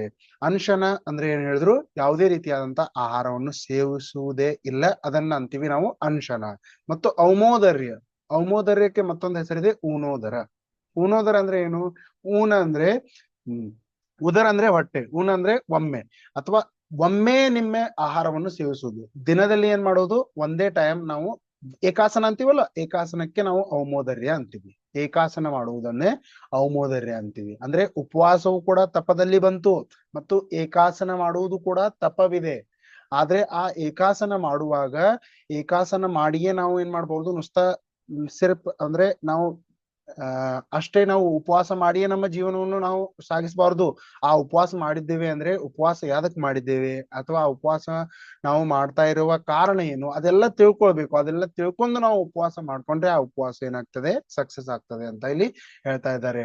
ಈಗ ಯಾವುದೇ ರೀತಿಯಾದಂತಹ ಇವು ಮುನಿರಾಜಗಳಲ್ಲಿ ಹೊರಗೆ ಕಾಣುವಂತಹ ಬಹಿರಂಗ ತಪಗಳ ಚರ್ಚೆ ನಡೆದಿದ್ದೇವೆ ಅಲ್ವೇ ನಿಮ್ಮಲ್ಲಿ. ಈಗ ಬಹಿರಂಗ ತಪದಲ್ಲಿನ ಅನ್ಶನ ಅಂದ್ರೆ ಉಪವಾಸ, ಪೂರ್ಣ ರೀತಿಯಾದಂತಹ ಯಾವುದೇ ರೀತಿಯಾದಂತಹ ಆಹಾರವನ್ನು ಸೇವಿಸದೇ ಇರುವುದು ಅನ್ಶನ. ಔಮೋದರ್ಯ ಅಂದ್ರೆ ಏನು, ಔಮೋದರ್ಯ ಅಂದ್ರೆ ಏಕಾಶನ, ಒಂದೇ ಟೈಮ್ ಆಹಾರವನ್ನು ಸೇವಿಸುವುದು ಅಂತ ಇಲ್ಲಿ ಹೇಳ್ತಾರೆ. ಈಗ ಒಂದೇ ಟೈಮ್ ಆಹಾರವನ್ನು ಸೇವಿಸುವುದು ಅಂದ್ರೆ ಏನು, ಒಂದೇ ಟೈಮ್ ಆಹಾರ ಸೇವಿಸುವುದರಲ್ಲಿ ಏನಾಗ್ತದೆ, ನಿಜವಾದಂತಹ ಒಂದು ಆತ್ಮನ ಸ್ವರೂಪ ಇದೆ. ಈಗ ನಮ್ಗೆ ಏನ್ ಒಂದು ನಾವು ಏಕಾಸನ ಮಾಡಿದ್ವಿ, ಒಂದು ಅಖಂಡ ಉಪವಾಸ ಮಾಡಿದ್ವಿ, 10 ದಿನಗಳೊಳಗೆ ಅಖಂಡ ಉಪವಾಸ ಮಾಡಿದ್ವಿ ಅಂತ ನಾವು ರೆಕಾರ್ಡ್ ಮಾಡ್ಲಿಕ್ಕೆ ಹೋಗ್ತೀವಿ. ಆದ್ರೆ ಇವೆಲ್ಲ ರೆಕಾರ್ಡ್ ಮಾಡ್ಲಿಂದ ಏನಾಗತ್ತೆ, ಇವ್ಯಾವ ರೆಕಾರ್ಡು ನಮ್ಗೆ ಎಲ್ಲಿಯೂ ಕೂಡ ಹೆಲ್ಪ್ ಮಾಡುವುದಿಲ್ಲ. ಇವು ಎಲ್ಲವೂ ತಪದ ಪ್ರಕಾರಗಳಿವೆ. ಆದ್ರೆ ನಿಜವಾದಂತ ಅಂತರಂಗ ತಪ ಧ್ಯಾನ ನೀವು ಇಡಬೇಕು, ಅಥವಾ ನಾವು ಮುಂದೆ ಚರ್ಚೆ ಮಾಡೋಣ. ಅದರಲ್ಲಿ ನಿಮ್ಗೆ ಹೇಳ್ತಾ ಇದ್ದಾರೆ, ಈ ಉಪವಾಸ ಅಂದ್ರೆ ಏನಿದೆ ಅದನ್ನ ನಿಜವಾದ ಸ್ವರೂಪವನ್ನು ನೀವು ತಿಳ್ಕೊಳ್ಳದೆ ಆತ್ಮನ ಸಮೀಪದಲ್ಲಿ ಇರುವುದೇ ನಿಜವಾದಂತಹ ಉಪವಾಸ ಅಂತ ಇಲ್ಲಿ ಹೇಳ್ತಾ ಇದ್ದಾರೆ. ಈ ಅನ್ಶನ ಔಮೋದರ್ಯ ಅದಾದ್ಮೇಲೆ ಒಂದನೇದಾಯ್ತು ಅನ್ಶನ ಅಂದ್ರೆ ಉಪವಾಸ ಮಾಡುವುದು, ಎರಡನೇದು ಉಣೋದರ ಅಂದ್ರೆ ಏಕಾಸನ ಮಾಡುವುದು ಅಂತ ಹೇಳ್ತಾರೆ. ಮೂರನೇದೇನಾಗಿದೆ, ವೃತ್ತಿ ಪರಿಸಂಖ್ಯಾನ. ವೃತ್ತಿ ಪರಿಸಂಖ್ಯಾನ ಅಂದ್ರೆ ಮುನಿರಾಜರು ನಿಯಮಗಳನ್ನು ತೆಗೆದುಕೊಂಡು ಊಟ ಮಾಡ್ಲಿಕ್ಕೆ ಹೋಗ್ತಾರೆ, ಆಹಾರ ಮಾಡ್ಲಿಕ್ಕೆ ಹೋಗ್ತಾರೆ ಅಂತ ಹೇಳ್ತಾರೆ. ಅಂದ್ರೆ ವಿಧಿ ಪೂರ್ವಕ ಅವ್ರು ಏನ್ ಮಾಡ್ತಾರೆ, ಆಹಾರ ಮಾಡ್ಲಿಕ್ಕೆ ಹೋಗ್ತಾರೆ, ಅವಾಗ ನಿಯಮಗಳನ್ನು ತೆಗೆದುಕೊಳ್ತಾರೆ. ಒಂದು ಯಾವುದೇ ರೀತಿಯಾದಂತ ಏನ್ ಮಾಡೋದಿಲ್ಲ, ಇವತ್ತು ನಾನು ಎಣ್ಣೆ ಪದಾರ್ಥ ಸೇವಿಸುವುದಿಲ್ಲ, ಇವತ್ತು ಬಾಳೆಹಣ್ಣು ತಿನ್ನೋದಿಲ್ಲ, ಇವತ್ತು ಹಾಲಿನ ಪದಾರ್ಥಗಳನ್ನು ಸೇವಿಸುವುದಿಲ್ಲ, ಹಣ್ಣಂಪಲುಗಳನ್ನು ತಿನ್ನುವುದಿಲ್ಲ, ಇವತ್ತು ಗೋಧಿ ತಿನ್ನೋದಿಲ್ಲ, ಜೋಳ ತಿನ್ನೋದಿಲ್ಲ, ಈ ರೀತಿಯಾದಂತ ತಮ್ಮ ಮನಸ್ಸಿನಲ್ಲಿ ಒಂದು ನಿಯಮಗಳನ್ನು ತೆಗೆದುಕೊಂಡು ಹೋಗ್ತಾರೆ. ಆ ವಿಧಿ ಪೂರ್ವಕವಾಗಿ ಅವರು ಆಹಾರವನ್ನು ಸೇವಿಸ್ತಾರೆ. ಅದಕ್ಕೆ ವೃತ್ತ ಪರಿಸಂಖ್ಯಾನ ಅಂತ ಅಂತಾರೆ. ಈಗ ನೀವು ಶಾಸ್ತ್ರದಲ್ಲಿ ಉದಾಹರಣೆ ಬರುತ್ತೆ, ಒಬ್ಬರು ಮುನಿರಾಜರು 1 ತಿಂಗಳವರೆಗೆ ಕಠೋರ ಒಂದು ತಪಸ್ಸನ್ನು ಮಾಡ್ತಾ ಇದ್ರು ಮತ್ತು ಒಂದು ತಿಂಗಳ ಆದ್ಮೇಲೆ ಅವರು ಆಹಾರಕ್ಕೆ ಬಂದ್ರು ಮತ್ತು ಆಹಾರಕ್ಕೆ ಬಂದ ಮೇಲೆ ವಿಧಿ ಪೂರ್ವಕವಾದಂತಹ ಆಹಾರ ಆಯ್ತು. ಆದ್ರೂ ಕೂಡ ಅವ್ರ ಆಹಾರದಲ್ಲಿ ಏನ್ ಮಾಡಿದ್ರು, ಮಾತ್ರ ಒಂದೇ ಗ್ರಾಸ, ಒಂದೇ ಒಂದು ಆ ತುತ್ತನ್ನ ಅಥವಾ ಒಂದೇ ಒಂದು ಈ ಬೈಟ್ ಅಂತ ಇದ್ವಲ್ಲ ನಾವು, ಒಂದೇ ಒಂದು ಆಹಾರವನ್ನು ಸೇವಿಸಿದ್ರು. ಯಾವ್ದು ಅಂದ್ರೆ ಹಾಲು ಅಷ್ಟೇ ಕುಡ್ದವ್ರು ಹೋಗಿಬಿಟ್ರ ಅಂತ ತಿಳ್ಕೊರಿ. ಈ ರೀತಿಯಾದಂತ ಶಾಸ್ತ್ರದಲ್ಲಿ ಉದಾಹರಣೆ ಬರುತ್ತೆ. ಮತ್ ಹೋಗಿ ಅವ್ರ ಒಂದ್ ತಿಂಗಳು ಏನ್ ಮಾಡ್ರು, ಉಪವಾಸ ಮಾಡ್ರು. ಈಗ ನಮ್ಗೆ ಏನ್ಸುತ್ತೆ, ಅವ್ರು ಒಂದು ದಿನ ಆ ಒಂದು ಬೈಟ್ ತಿನ್ಲಿಲ್ಲ ಅಂದ್ರೆ 2 ತಿಂಗಳದ ಕಠಿಣ ಉಪವಾಸ ಆಗ್ತಿತ್ತು ಮತ್ತು ಅವ್ರದ್ದು ರೆಕಾರ್ಡ್ ಆಗ್ತಿತ್ತು ಅಂತ ಅಜ್ಞಾನಿಗಳು ತಿಳ್ಕೊತಾರೆ. ಆದ್ರೆ ಅಜ್ಞಾನಿಗಳಿಗೆ ಏನ್ ಗೊತ್ತು, ಅವ್ರು ಕಂಟ್ರೋಲ್ ಮಾಡುವಂತಹ ಶಕ್ತಿಯನ್ನ ಪರೀಕ್ಷೆಯನ್ನ ಮಾಡ್ತಾ ಇದ್ದಾರೆ. ನನ್ನ ಒಂದು ಇಚ್ಛೆಯ ನಿರೋಧ ಆಗಿದೆ ಅಥವಾ ಇಲ್ಲವೋ. ಈ ಒಂದು ತಿಂಗಳವರೆಗೆ ನಾವು ಕಠೋರ ತಪಸ್ಸು ಮಾಡಿದ್ವಿ. ಆ ಕಠೋರ ತಪಸ್ಸು ಮಾಡಿದ್ಮೇಲೆ ತನ್ನಿಂತಾನೇ ಅವರು ಪರೀಕ್ಷೆ ಮಾಡ್ಲಿಕ್ಕೆ ಬಂದ್ರು. ಈಗ ನಾನು ಒಂದೇ ಒಂದು ಆಹಾರವನ್ನು ಸೇವಿಸಿದ್ರೆ ನಾನು ಅದಷ್ಟೇ ಅಂದ್ರೆ ಅವ್ರೇನ್ ಮಾಡಿದ್ರು, ಆ ದಿವ್ಸ ಅವ್ರಿಗೆ ಅವ್ರ ಮುಂದೆ ಅಂದ್ರೆ 56 ಒಂದು ವ್ಯಂಜನಗಳು ಅವ್ರ ಮುಂದೆ ಇದ್ವು. ಆದ್ರೆ ಅವ್ರು ಏನ್ ಮಾಡ್ಲಿಲ್ಲ, ಸೇವಿಸ್ಲಿಲ್ಲ, ಮಾತ್ರ ಒಂದೇ ಆಹಾರವನ್ನು ಸೇವಿಸಿದ್ರು ಮತ್ತು ಹೋಗ್ಬಿಟ್ರು. ಈ ರೀತಿಯಾಗಿ ವೃತ್ತಿ ಪರಿಸಾಂಗನೆ ಅಂದ್ರೆ ವಿಧಿ ಪೂರ್ವಕ ಒಂದು ಯಾವುದೇ ಒಂದು ನಿಯಮವನ್ನು ತೆಗೆದುಕೊಂಡು ಅಲ್ಲಿ ಏನ್ ಮಾಡ್ತಾರೆ, ಅವರು ಆಹಾರವನ್ನು ಸೇವಿಸ್ತಾರೆ. ಅದರ ನಂತರ ರಸ ಪರಿತ್ಯಾಗ. ರಸ ಪರಿತ್ಯಾಗ ಅಂದ್ರೆ ಏನು, ಈ ಹೆಸರದಲ್ಲಿ ಇದೆ, ರಸದ ಪರಿತ್ಯಾಗ ಮಾಡುವುದು. ಯಾವುದೇ ಒಂದು ರಸದ ತ್ಯಾಗ ಮಾಡುವುದು, ಹಾಲಿನ ತ್ಯಾಗ ಮಾಡುವುದು ಆ ದಿವಸ. ಈ ರೀತಿಯಾಗಿ ಒಂದೊಂದೊಂದೊಂದು ತ್ಯಾಗ ಮಾಡ್ಕೊಂಡು ವಿದ್ಯಾಸಾಗರ್ ಜಿ ಮಹಾರಾಜರು ತಮ್ಮ ಜೀವನದಲ್ಲಿ ಅನೇಕ ರೀತಿಯಾದಂತಹ ಹಾಲು ತ್ಯಾಗ ಮಾಡಿದರು. ನೀವೆಲ್ಲರೂ ಅವ್ರ ಜೀವನವನ್ನು ನೋಡ್ಬೋದು. ನಾವು ಕೂಡ ಈ ಚಾನೆಲ್ ಮೇಲೆ ಅವರ ಪರಿಚಯವನ್ನು ತೆಗೆದುಕೊಂಡು ಬರಲಿದ್ದೇವೆ. ಬಹಳ ಬೇಗನೆಯೇ ಅವರ ಜೀವನಚರ್ಯೆ ಹೇಗಿತ್ತು, ಅವರ ಜೀವನದಲ್ಲಿ ಅವ್ರು ಏನೇನ್ ಮಾಡಿದ್ರು, ಅವರೆಲ್ಲ ಒಂದು ಸಂತ ಶಿರೋಮಣಿಯಾಗಿದ್ದಾರೆ. ಅವ್ರ ಎಲ್ಲರದ ಪರಿಚಯವನ್ನು ನಾವು ನೋಡೋಣ. ವಿದ್ವಾಂಸರ ಪರಿಚಯವನ್ನು ಕೂಡ ನಾವು ಎಲ್ಲ ನೋಡೋಣ. ಎಷ್ಟು ದೊಡ್ಡ ದೊಡ್ಡ ವಿದ್ವಾಂಸರಾಗಿದ್ದಾರೆ ಅವೆಲ್ಲ ಈ ಚಾನೆಲ್ ನ ಮುಖಾಂತರ ನಿಮಗೆ ಹೇಳ್ತೀವಿ. ಯಾವ ರೀತಿಯಾದಂತಹ ಧರ್ಮಾತ್ಮ ಜೀವಿಗಳು ಈ ಒಂದು ಭಾರತ ವರ್ಷದಲ್ಲಿ ಆಗಿದ್ದಾರೆ, ಆ ಭಾರತ ವರ್ಷದಲ್ಲಿ ನಾವಿದ್ದೇವೆ ಅಂತ ಅವರೆಲ್ಲ ಲಾಭಗಳನ್ನು ನಾವೇನ್ ಮಾಡ್ಬೇಕು, ತೆಗೆದುಕೊಳ್ಬೇಕು. ಪ್ರಥಮಾಚಾರ್ಯ ಶಾಂತಿಸಾಗರ ಮಹಾರಾಜರ ಜೀವನ ಚರಿತ್ರೆಯನ್ನು ನಾವು ನೋಡೋಣ. ಅದರಲ್ಲಿ ಅವ್ರೆ ರಸ ಪರಿತ್ಯಾಗ ಅಂದ್ರೆ ರಸದ ತ್ಯಾಗವನ್ನು ಮಾಡುವುದು, ಒಂದೊಂದು ರಸ ಪರಿತ್ಯಾಗ ಮಾಡಿಕೊಂಡು ನಾವು ಹೋಗುವುದನ್ನು ಇಲ್ಲಿಯೂ ಕೂಡ 4ನೇ ತಪ ಅಂತ ಹೇಳಿ. ವಿವಿಕ್ತ ಶಯ್ಯಾಸನ ಅಂದ್ರೆ ಏನು, ಶಯ್ಯೆ ಅಂದ್ರೆ ಏನು, ಮಲಗುವ ಸ್ಥಾನ. ಆಸನ ಅಂದ್ರೆ ಮಲಗುವ ಶಯ್ಯಾಸನ. ವಿವಿಕ್ತ ಶಯ್ಯಾಸನ ಅಂದ್ರೆ ಒಂದೇ ಆಸನದಲ್ಲಿ ಮಲಗುವುದು. ಮುನಿರಾಜರು ಒಂದೇ ಆಸನದಲ್ಲಿ ಮಲಗುತ್ತಾರೆ. ಹೀಗಲ್ವಾ ನಾವು ಹೀಗ ಒಮ್ಮೆ ಸರಳ ಮಲ್ಕೋದು, ಒಮ್ಮೆ ಎಡಕ್ ಮಲ್ಕೋದು, ಒಮ್ಮೆ ಬಡಕ್ ಮಲ್ಕೋದು, ಆ ರೀತಿಯಾಗಿ ಅಲ್ಲ. ಒಂದೇ ಆಸನದಲ್ಲಿ ವಿವಿಕ್ತ ಶಯ್ಯಾಸನವನ್ನು, ಒಂದೇ ಆಸನದಲ್ಲಿ ಮಲಗುವುದನ್ನು ವಿವಿಕ್ತ ಶಯ್ಯಾಸನೆ ತಪ ಅಂತ ಹೇಳ್ತಾರೆ. ಮತ್ತು ಕಾಯಕ್ಲೇಶ ಅಂದ್ರೆ ಏನು, ಕಾಯಕ್ಲೇಶ ಅಂದ್ರೆ ಶರೀರದ ಕಷ್ಟಗಳನ್ನು ನಾವೇನ್ ಮಾಡ್ಬೇಕು, ಆ ಶರೀರದ ಕಷ್ಟಗಳ ಒಂದು ಸಹನೆಯನ್ನು ತೆಗೆದುಕೊಂಡು ಕೂಡ ಧರ್ಮವನ್ನು ಮಾಡ್ತಾ ಇರುವುದನ್ನೇ ಏನಂತೀವಿ, ಕಾಯಕ್ಲೇಶ ಅಂತ ಹೇಳ್ತಾರೆ. ಯಾವುದೇ ರೀತಿಯಾದಂತಹ ಅದರ ಕಡೆ ನೋಡೋದೇ ಇಲ್ಲ. ಯಾಕಂದ್ರೆ ಶರೀರ ಬೇರೆ ಇದೆ, ನನ್ನ ಆತ್ಮ ಬೇರೆ ಇದೆ. ಶರೀರವು ಅಜೀವವಾಗಿದೆ, ಆತ್ಮನು ಜೀವವಾಗಿದೆ. ಜೀವ ಅಜೀವ ಪಾಠವ ನೀವನ್ನು ನೋಡಿರ್ಬೋದು. ನಮ್ಮ ಚಾನೆಲ್ ಮೇಲೆ ಕೂಡ ಜೀವ ಅಜೀವ ಬಾಲ್ಬಹುದು ಪಾಠಮಾಲೆಯ ವಿಡಿಯೋ ರೆಕಾರ್ಡೆಡ್ ಇದೆ. ನೀವು ಅದನ್ನ ನೋಡ್ಬೋದು. ಯಾರಿಗಾದ್ರೂ ಬೇಕಾದ್ರೆ ನನಗೆ ನನ್ನ ಡಿಸ್ಕ್ರಿಪ್ಷನ್ ಅಲ್ಲಿ ನಂಬರ್ ಇದೆ, ಆ ನಂಬರ್ ನಲ್ಲಿ ನೀವು ವಾಟ್ಸಪ್ ಮಾಡಿ, ನಾನು ನಿಮ್ಗೆ ಕಳಿಸ್ತೀನಿ. ಜೀವ ಜೀವದಲ್ಲಿ ಹೇಳ್ತಾರೆ, ಜೀವ ಜೀವದಲ್ಲಿ ಏನೇನು ಉದಾಹರಣೆ ಇದೆ, ಶರೀರ ಏನಿದೆ, ಜೀವ ಇದೆಯಾ, ಇಲ್ಲ. ಶರೀರವು ಅಜೀವ, ಆದರೆ ಶರೀರದಲ್ಲಿರುವ ಆತ್ಮ ಏನಾಗಿದೆ, ಜೀವವಾಗಿದೆ. ಅದಕ್ಕೆ ಹೇಳ್ತಾ ಇದ್ದಾರೆ, ಈ ಜೀವನಿಗೆ ಯಾವುದೇ ರೀತಿಯಾದಂತಹ ತೊಂದರೆ ಒಳಗಡೆ ಇಲ್ಲವೇ ಇಲ್ಲ. ಈ ಶರೀರಕ್ಕೆ ಏನಾಗ್ತಾ ಇದೆ, ಒಂದು ತೊಂದರೆ ಆಗ್ತಾ ಇದೆ. ಆ ಶರೀರಕ್ಕೆ ತೊಂದರೆ ಆಗುವಂತಹ ತೊಂದರೆ ನನ್ನ ಆತ್ಮನಿಗೆ ತೊಂದರೆ ಅಲ್ಲ ಅಂತ ಇಲ್ಲಿ ಹೇಳಿದ್ದಾರೆ. ನಿಜವಾದಂತಹ ತೊಂದರೆ ಈ ಶರೀರಕ್ಕೆ ಸಿಗ್ತಾ ಇದೆ. ಆ ಶರೀರಕ್ಕೆ ಧ್ಯಾನವನ್ನೇ ಇಡದೆ ಒಂದು ನಿಜವಾದಂತಹ ತಪವನ್ನು ಮಾಡುವುದೇ ಏನಾಗಿದೆ, ಕಾಯಕ್ಲೇಶವಾಗಿದೆ. ಈ ರೀತಿಯಾಗಿ ಒಂದು 6 ತಪಗಳನ್ನು ಇಲ್ಲಿ ಏನ್ ಮಾಡ್ರು, ಮಾಡಿ ಹೇಳಿದ್ರು. ಈ 6 ತಪದಲ್ಲಿ ಏನೇನ್ ಹೇಳಿದ್ರು, ಅನ್ಶನ ಅಂದ್ರೆ ಉಪವಾಸ ಮಾಡುವುದು, ಅಖಂಡ ಉಪವಾಸ ಮಾಡುವುದು. ಔಮೋದರ್ಯ ಅಂದ್ರೆ ಏನು, ಒಂದೇ ಏಕಾಸನ ಮಾಡುವುದು. ವೃತ್ತಿ ಪರಿಸಂಖ್ಯಾನ ಅಂದ್ರೆ ವಿಧಿಪೂರ್ವಕ ಒಂದು ಆಹಾರವನ್ನು ಸೇವಿಸುವುದು, ಅದರಲ್ಲಿ ಕಂಡೀಷನಲ್. ಅದರ ಜೊತೆಗೆ ರಸ ಪರಿತ್ಯಾಗ ಅಂದ್ರೆ ಒಂದೊಂದು ರಸದ ತ್ಯಾಗವನ್ನು ಮಾಡ್ಕೊಂಡು ಹೋಗುವುದು. ವಿವಿಕ್ತ ಶಯ್ಯಾಸನ ಅಂದ್ರೆ ಒಂದೇ ಆಸನದಲ್ಲಿ ಮಲಗುವುದು. ಮತ್ತು ಕಾಯಕ್ಲೇಶ ಅಂದ್ರೆ ಏನು, ಕಾಯಕ್ಲೇಶ ಅಂದ್ರೆ ಈ ಕಾಯ ಅಂತೀವಲ್ಲ, ಕಾಯ ಅಂದ್ರೆ ಏನು, ಶರೀರ. ಒಂದು ಈಗ ಸ್ಕ್ಯಾಮ್ 1992 ಅಂತ ಮೂವಿ ಸೀರೀಸ್ ಬಂದಿತ್ತು, ವೆಬ್ ಸೀರೀಸ್, ನೀವು ನೋಡಿರ್ಬೋದು ಎಲ್ಲರೂ. ಅದರಲ್ಲಿ ಒಂದು ಹಾಡು ಬರುತ್ತೆ, ಒಳ್ಳೇದ ಹಾಡಿದೆ. ಮತ್ ಕರ ಮಾಯಾಕೋ ಅಹಂಕಾರ ಅಂತ ಒಂದು ಲೈನ್ ಇದೆ. ಮತ್ ಕರ ಮಾಯಾಕೋ ಅಹಂಕಾರ ಅಂದ್ರೆ ಏನು? ಈ ಒಂದು ಕಾಯ ಅಥವಾ ಒಂದು ಕಾಯದ ಮೇಲೆ ನೀವು ಅಹಂಕಾರ ಮಾಡಬೇಡಿ, ಅಭಿಮಾನ ಮಾಡಬೇಡಿ. ಈ ಶರೀರದ ಮೇಲೆ ನೀವು ಅಭಿಮಾನ ಮಾಡಬೇಡ್ರಿ. ಈ ಅಂತಸ್ತಿಕೆ, ಆಸ್ತಿ, ಅಂತಸ್ತು ಎಲ್ಲತ್ರ ಮೇಲೆ ನೀವು ಅಭಿಮಾನ ಮಾಡಿದ್ರೆ ಏನೂ ಪ್ರಯೋಜನವಿಲ್ಲ. ಅದರಲ್ಲಿ ಹರ್ಷದ್ ಮೆಹತಾನ ಸ್ಟೋರಿ ಇದೆ. ಆ ಹರ್ಷದ್ ಮೆಹತಲ್ಲಿ ಅವನಿಗೆ ಲಾಸ್ಟ್ ಟೈಮ್ ಹಾಸ್ಪಿಟಲ್ ನಲ್ಲಿ ಅವನ ಹಣ ಏನೂ ಕೆಲಸ ಬರಲಿಲ್ಲ, ಅಲ್ಲೇ ಹಾರ್ಟ್ ಅಟ್ಯಾಕ್ ಹೋಗಿ ಸತ್ತು ಬಿಟ್ಟ. ಅದಕ್ಕೆ ಹೇಳ್ತಾ ಇದ್ದಾರೆ, ಆ ಒಂದು ಶರೀರಕ್ಕೆ ನೀವೇನ್ ಮಾಡ್ರಿ, ಆ ಶರೀರದ ಆಶ್ರಯದಿಂದ ನೀವೇನ್ ಮಾಡ್ಬೇಡ್ರಿ, ಅಭಿಮಾನ ಮಾಡಬೇಡ್ರಿ ಅಂತ ಇಲ್ಲಿ ಹೇಳಿದ್ದಾರೆ. ಮಾಯಕ್ಕೂ ಅಹಂಕಾರ ಮಾಡಬೇಡಿ ಅಂತ ಇಲ್ಲಿ ಹೇಳ್ತಾ ಇದ್ದಾರೆ. ಈ ರೀತಿಯಾಗಿ ನಾವು ಒಂದು 6 ತಪಗಳನ್ನು ನಾವು ತಿಳಿದುಕೊಂಡ್ವಿ. ಈ 6 ತಪದ ಆದ್ಮೇಲೆ ಕೂಡ ನಮ್ಗೆ ಅನ್ಸುತ್ತೆ ಉಪವಾಸ ಮಾಡುವುದೊಂದು ಶ್ರೇಷ್ಠವಾದಂತಹ ತಪ ಅಂತ ನಾವು ತಿಳ್ಕೊಳ್ತೀವಿ. ಆದ್ರೆ ಉಪವಾಸ ಅಂದ್ರೆ ಏನು? ನಿಜವಾದಂತಹ ಉಪವಾಸ ಅಂದ್ರೆ ಏನು? ಉಪವಾಸ, ಉಪ ಅಂದ್ರೆ ಸಮೀಪ, ವಾಸ ಅಂದ್ರೆ ನಿವಾಸ. ಯಾರ ಹತ್ರ ನಿವಾಸ ಮಾಡುವುದು? ನಮ್ಮ ತಂದೆ ತಾಯಿ ಹತ್ರ ನಿವಾಸ ಮಾಡುವುದು, ನಮ್ಮ ಮಕ್ಕಳ ಹತ್ರ, ನಮ್ಮ ಹೆಂಡತಿ ಹತ್ರ ಅಲ್ಲ, ನನ್ನ ಆತ್ಮನ ಹತ್ರ ಸಮೀಪ, ಆತ್ಮನ ಸಮೀಪ ನಿವಾಸ ಮಾಡುವುದೇ ನಿಜವಾದಂತಹ ಉಪವಾಸ. ಉಪವಾಸ ಅಂದ್ರೆ ಏನು? ಉಪವಾಸ ಅಂದ್ರೆ ನಿಜವಾದಂತಹ ಒಂದು ಆತ್ಮನ ಸಮೀಪದಲ್ಲಿ ಇರುವುದೇ ನಾವು ಅದನ್ನೇನಂತೀವಿ? ಉಪವಾಸ ಅಂತ ಹೇಳ್ತೀವಿ. ಯಾವುದೇ ರೀತಿಯಾದಂತ ಆಹಾರ ತ್ಯಾಗ, ಏಕಾಸನ ಇವೆಲ್ಲ ಏನು ಇದಕ್ಕೆ ಕಂಡೀಷನ್ ಇಲ್ಲ. ಉಪವಾಸ ಅಂದ್ರೆ ನಿಜವಾದಂತ ಆತ್ಮನ ಸ್ವರೂಪವನ್ನು ತಿಳಿದುಕೊಂಡು ಆ ಆತ್ಮನ ಚಿಂತನ ಮನನೆಯನ್ನು ಮಾಡುವುದೇ ನಿಜವಾದಂತಹ ಉಪವಾಸ ಅಂತ ಇಲ್ಲಿ ಹೇಳ್ತಾರೆ. ಈಗ ಅನೇಕ ಜನರು ದಶಲಕ್ಷಣದಲ್ಲಿ ಅಖಂಡ ಉಪವಾಸ ಮಾಡ್ತಾರೆ. ಯಾಕೆ ಉಪವಾಸ ಮಾಡ್ತಾ ಇದಾರೆ? ಲಾಸ್ಟ್ 10 ದಿನ ಆದ್ಮೇಲೆ ನನಗೆ ಸನ್ಮಾನ ಮಾಡ್ತಾರೆ, ನನಗೆ ಹಾರ ಹಾಕ್ತಾರೆ, ಅದಕ್ಕಾಗಿ ನಾವೇನ್ ಮಾಡ್ತೀವಿ? ಉಪವಾಸ ಮಾಡ್ತೀವಿ. ಈಗ ಉಪವಾಸ ಮಾಡಿದ್ದಾರೆ, ಮಂದಿರಕ್ಕೆ ಕೂಡ ಹೋಗುವುದಿಲ್ಲ, ಪೂಜೆ ಮಾಡುವುದಿಲ್ಲ, ಪ್ರಕ್ಷಾಲ ಅಭಿಷೇಕ ಮಾಡುವುದಿಲ್ಲ, ಯಾವುದೇ ರೀತಿಯಾದಂತ ಅವರು ಧರ್ಮ ಕಾರ್ಯಗಳನ್ನು ಮಾಡ್ತಾ ಇಲ್ಲ. ಮನೆಯಲ್ಲಿ ಏನಾಗಿದೆ, ಅವರಿಗೆ ಬೆಡ್ ಮೇಲೆ ಮಲ್ಕೊಂಡಿರ್ತಾರೆ. ಅವ್ರಿಗೆ ಏನ್ಸುತ್ತೆ? ಉಪವಾಸ ಮಾಡಿದೀವಿ, ಉಪವಾಸ ಮಾಡಿದೀವಿ ಅಂದ್ರೆ ನಮ್ಗೆ ಏನೇನು ಆರಾಮಾಗಿರ್ಬೇಕು. ಮತ್ತ ಅವ್ರ ಮನೆಯವರು ಎಲ್ಲರೂ ಕೂಡ ಸಪೋರ್ಟ್ ಮಾಡ್ತಾರೆ ಅದಕ್ಕೆ.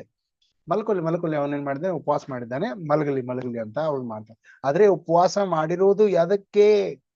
ನೀನ್ ಮಲಗಲಿಕ್ಕೆ ಉಪವಾಸ ಮಾಡಿದ್ದೀಯಾ? ಅಲ್ಲ. ನಿಜವಾದಂತ ಆತ್ಮನ ಸ್ವರೂಪವನ್ನು ತಿಳಿಯಲು ನೀನು ಉಪವಾಸ ಮಾಡಿದ್ದೀವಿ ಅಂದ್ರೆ ಆ ಆತ್ಮನ ಸ್ವರೂಪವನ್ನು ನೀವೇನ್ ಮಾಡ್ಕೊಳ್ಳಿ, ತಿಳಿದುಕೊಳ್ಳಿ ಅಂತ ಇಲ್ಲಿ ಹೇಳ್ತಾ ಇದ್ದಾರೆ. ಆ ಆತ್ಮನ ನಿಜವಾದಂತಹ ಸ್ವರೂಪವನ್ನು ತಿಳಿದುಕೊಳ್ಳುವ ಪ್ರೊಸೆಸ್ ಅನ್ನ ಮಾಡಿದ್ರೆ ಈ ಒಂದು ಉಪವಾಸ ಸಾರ್ಥಕವಾಗುತ್ತೆ ಅಂತ ಇಲ್ಲಿ ಹೇಳ್ತಾರೆ. ಈಗ ಮನೆಯಲ್ಲೂ 2 ಜನ ಮಕ್ಕಳಿದ್ದಾರೆ ಅಂತ ತಿಳ್ಕೊಳ್ಳಿ.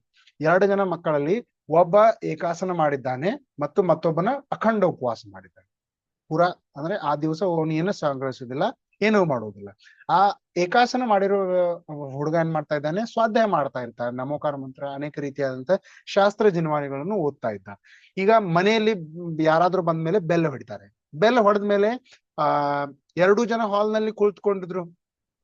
ಈಗ ಏಕಾಸನ ಮಾಡಿರುವ ಸ್ವಾಧ್ಯಾಯ ಮಾಡ್ತಾ ಇದ್ದ ಮತ್ತು ಅವನು ಸೋಫಾದ ಮೇಲೆ ಮಲ್ಕೊಂಡಿದ್ದ. ಈಗ ಅವ್ರ ತಾಯಿ ಒಳಗಿಂದ ಬರ್ತಾಳು, ಅರೆ ನೀ ಪುಸ್ತಕ ಓದ್ತಾ ಇದೀಯಾ, ಹೋಗಿ ಬಾಗಲ ತೆಗಿಲಿಕ್ಕೆ ಆಗ್ತಾ ಇಲ್ವಾ ನಿನ್ಗೆ? ಅವ್ನ್ಗೆ ಎಷ್ಟು ಉಪವಾಸ ಮಾಡಿದ್ದಾನೆ, ಅವ್ನು ಮುಂಜಾನೆಯಿಂದ ನೀರು ಕೂಡ ಕುಡ್ದಿಲ್ಲ, ಅವ್ನ್ಗೆ ಆರಾಮ ಇರ್ಬೇಕು, ನೀವ್ ಹೋಗಿ ಏನ್ ಮಾಡು, ಬಾಗಲ ತೆಗಿ ಅಂತ ಹೇಳ್ತಾರೆ. ಈಗ ವಿಚಾರ ಮಾಡಿ, ಅವನಿಗೆ ಎಷ್ಟು ಫೋರ್ಸ್ ಮಾಡ್ತಾ ಇದ್ದಾರೆ, ನೀವ್ ಹೋಗಿ ಬಾಗಲ ತೆಗಿ, ಯಾಕಂದ್ರೆ ನೀನು 1 ಟೈಮ್ ಆದ್ರೂ ಊಟ ಮಾಡ್ತಾ ಇದೀಯ, ಅವನು 1 ಟೈಮ್ ಊಟ ಮಾಡ್ತಾ ಇಲ್ಲ. ಇದು ಸರಿನಾ? ಇಲ್ಲ. ಅವನು ಸ್ವಾಧ್ಯಾಯ ನಿಜವಾದಂತಹ ಜಿನ್ವಾನಿಯ ಅಥವಾ ಆತ್ಮನ ಸ್ವರೂಪವನ್ನು ಅವನೇ ತಿಳ್ಕೊಳ್ತಾ ಇದ್ದಾನೆ. ಮತ್ತೆ ಅವನಿಗೆ ನೀವು ಸಪೋರ್ಟ್ ಕೊಡ್ಬೇಕು. ನೀನ್ ಇರಪ್ಪ, ನಾನ್ ತೆಗಿತೀನಿ, ಅಥವಾ ಅವನಿಗೆ ಯಾರು ಉಪವಾಸ ಮಾಡಿದ್ದಾರೆ ಅವನಿಗೆ ಹೇಳ್ಬೇಕು. ಇಲ್ಲಿ ಏನಾಗ್ತಾ ಇದೆ? ಉಲ್ಟಾನೇ ಆಗ್ತಾ ಇದೆ. ಉಪವಾಸ ಅಂದ್ರೆ ಬಹಿರಂಗದಲ್ಲಿ ಈ ಜಗತ್ತಿನಲ್ಲಿ ಯಾರು ಅಖಂಡ ಉಪವಾಸ ಮಾಡ್ತಾರೆ ಅವರಿಗೆ ನಾವೇನಂತೀವಿ? ಉತ್ಕೃಷ್ಟವಾದಂತಹ ದರ್ಜೆಯನ್ನು ಕೊಡ್ತೀವಿ. ಆದ್ರೆ ಉತ್ಕೃಷ್ಟವಾದಂತಹ ದರ್ಜೆ ಅವರಿಗೆ ಕೊಡುವುದರಿಂದ ಏನಾಗುತ್ತೆ? ಈ ರೀತಿಯಾದಂತಹ ಉಪವಾಸ ಎಂದಿಗೂ ಸಕ್ಸಸ್ ಆಗೋದಿಲ್ಲ. ಅವರಿಗೂ ಕೂಡ ಅದಕ್ಕೆ ಮಜಾ ಬರುತ್ತೆ, ನಮ್ಗೆ ಸಮ್ಮಾನ ಸಿಗ್ತಾ ಇದೆ, ಇದು ಸಿಗ್ತಾ ಇದೆ, ಎಲ್ಲರಿಗೂ ಸಮಾಜದಲ್ಲಿ ನಮಗೆ ಅಂದ್ರೆ ಪ್ರದರ್ಶನೆಗಾಗಿ ಅವರು ಕೂಡ ಉಪವಾಸ ಮಾಡ್ತಾ ಇರ್ತಾರೆ, ಮತ್ತು ಎಂದಿಗೂ ಕೂಡ ಅವ್ರಿಗೆ ಏನಾಗೋದಿಲ್ಲ, ಸಫಲತೆ ಪ್ರಾಪ್ತವಾಗಿದಲ್ಲ. ಆದ್ರೆ ಈ ರೀತಿಯಾದಂತಹ ಸ್ವಾಧ್ಯಾಯ, ನಿಜವಾದಂತಹ ಧ್ಯಾನವನ್ನು ಮಾಡುವ ವ್ಯಕ್ತಿಗಳೇನಾಗ್ತಾರೆ? ಮೊದಲು ಅವರಕ್ಕಿಂತ ಮೊದಲು ತಮ್ಮ ಗುರಿಯನ್ನು ತಲುಪುತ್ತಾರೆ, ತಮ್ಮ ಗುರಿಯನ್ನು ಮುಟ್ಟುತ್ತಾರೆ ಅಂತ ಇಲ್ಲಿ ಹೇಳ್ತಾರೆ. ಈ ರೀತಿಯಾದಂತಹ ತಪವನ್ನು ಮಾಡುವುದರಿಂದ ನಾವೇನ್ ಮಾಡ್ಬಹುದು? ಈ ಸಕ್ಸಸ್ ಅನ್ನು ಪ್ರಾಪ್ತ ಮಾಡಿಕೊಳ್ಬಹುದು. ಅದಕ್ಕೆ ಹೇಳ್ತಾ ಇದ್ದಾರೆ, ಈ ಸ್ವಾಧ್ಯಾಯ, ಈ ಒಂದು ತಪ ಒಂದು ಏನ್ ಮಾಡ್ತಾರೆ? ದೇವಗತಿಯ ಜೀವಿಗಳು ಅವುಗಳ ಮನುಷ್ಯರನ್ನು ನೋಡ್ತಾ ಇರ್ತಾರೆ. ಮನುಷ್ಯರಾಗುವ ಒಂದು ಅವರಿಗೂ ಕೂಡ ಇಚ್ಛೆ ಆಗತ್ತೆ. ಯಾಕಂದ್ರೆ ದೇವಗತಿಯಲ್ಲಿ ಈ ರೀತಿಯಾದಂತಹ ವ್ಯವಸ್ಥೆ ಇಲ್ಲ. ಈ ಒಂದು ಮಹಾವೀರ್ ಜಯಂತಿಯ ಸಮಯದಲ್ಲಿ ಅಥವಾ ಅನೇಕ ರೀತಿಯಾದಂತಹ ಪರ್ವ ಹಬ್ಬದಲ್ಲಿ ನಾವೇನ್ ಮಾಡ್ತೀವಿ, ಪ್ರದರ್ಶನೆಗಾಗಿ ಅನೇಕ ರೀತಿಯಾದಂತಹ ತಪವನ್ನು ಮಾಡ್ತೀವಿ. ಆದ್ರೆ ಆ ತಪವು ಏನೂ ಉಪಯೋಗವಿಲ್ಲ.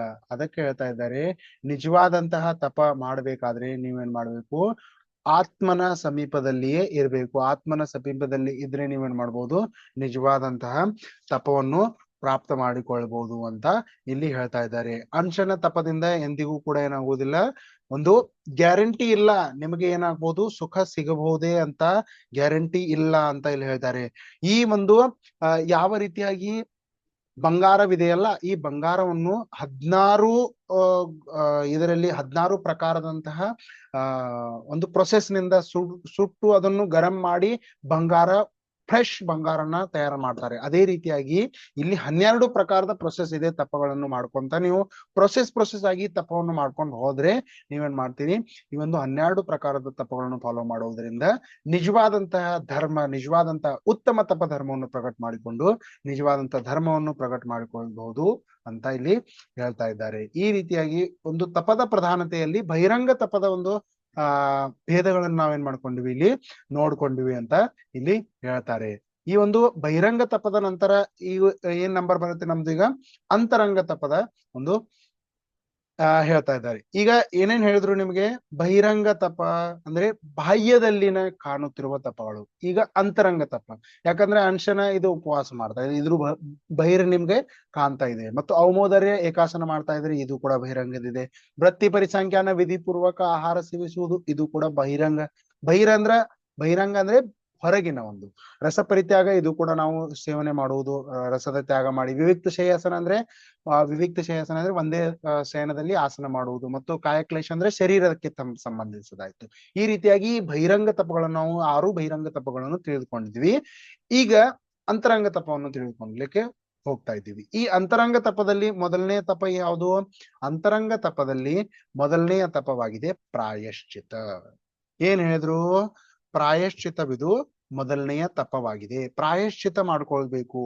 ಏನು ಕೆಟ್ಟ ಕೆಲಸ, ಏನು ನಮ್ಮಿಂದ ತಪ್ಪ ಕೆಲಸ ಆಯ್ತಂದ್ರೆ ನಾವು ಪ್ರಾಯಶ್ಚಿತ ಮಾಡ್ಕೊಳ್ಬೇಕು ಅಂತ ಹೇಳ್ತಾರೆ. ಆದ್ರೆ ಆ ಪ್ರಾಯಶ್ಚಿತ ಹೇಗಿರ್ಬೇಕು?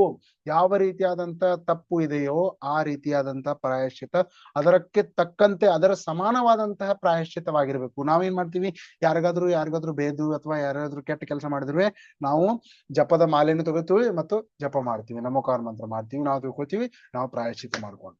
ಆದ್ರೆ ನಿಜವಾದಂತಹ ಪ್ರಾಯಶ್ಚಿತ ವಿದೆಯೇ ಇದು? ಇಲ್ಲ. ನಿಜವಾದಂತಹ ಪ್ರಾಯಶ್ಚಿತ ಏನು? ಆ ನಿಜವಾದಂತಹ ಪ್ರಾಯಶ್ಚಿತ ಹೇಗೆ ಇದೆ? ಆ ಪ್ರಾಯಶ್ಚಿತ ಹೇಗಿದೆ? ನಮ್ಮ ಶಾಸ್ತ್ರದಲ್ಲಿ ಉದಾಹರಣೆ ಬರುತ್ತೆ. ಒಬ್ಬ ಮುನಿಗಳಿರ್ತಾರೆ. ಈಗ ಮುನಿರಾಜರಲ್ಲಿ ಆಚಾರ್ಯರು head of the department, HOD ಇದ್ದಾರೆ. ಅವರು ಮುನಿರಾಜರ ಒಂದು ಪ್ರಾಚಾರ್ಯರು ಇರ್ತಾರೆ. ಓಕೆನಾ? ಆಚಾರ್ಯರ ಹತ್ರ ಯಾವುದೇ ರೀತಿಯಾದಂತಹ ನೀವು ಮಾತುಗಳನ್ನ ಶೇರ್ ಮಾಡಬಹುದು ಮುನಿರಾಜರ ಆದ್ಮೇಲೆ. ಆ ಮುನಿರಾಜರು ಒಬ್ರು ಇರ್ತಾರೆ. ಅವ್ರ ಮುನಿರಾಜರ ಆಹಾರದ ಪದ್ಧತಿಯಲ್ಲಿ ಏನಾಯ್ತು, ಒಂದ್ ದಿವಸ ತಪ್ಪಾಯ್ತು. ಯಾವುದೇ ಒಂದು ಅವರಿಂದ ಮಿಸ್ಟೇಕ್ ಆಯ್ತು.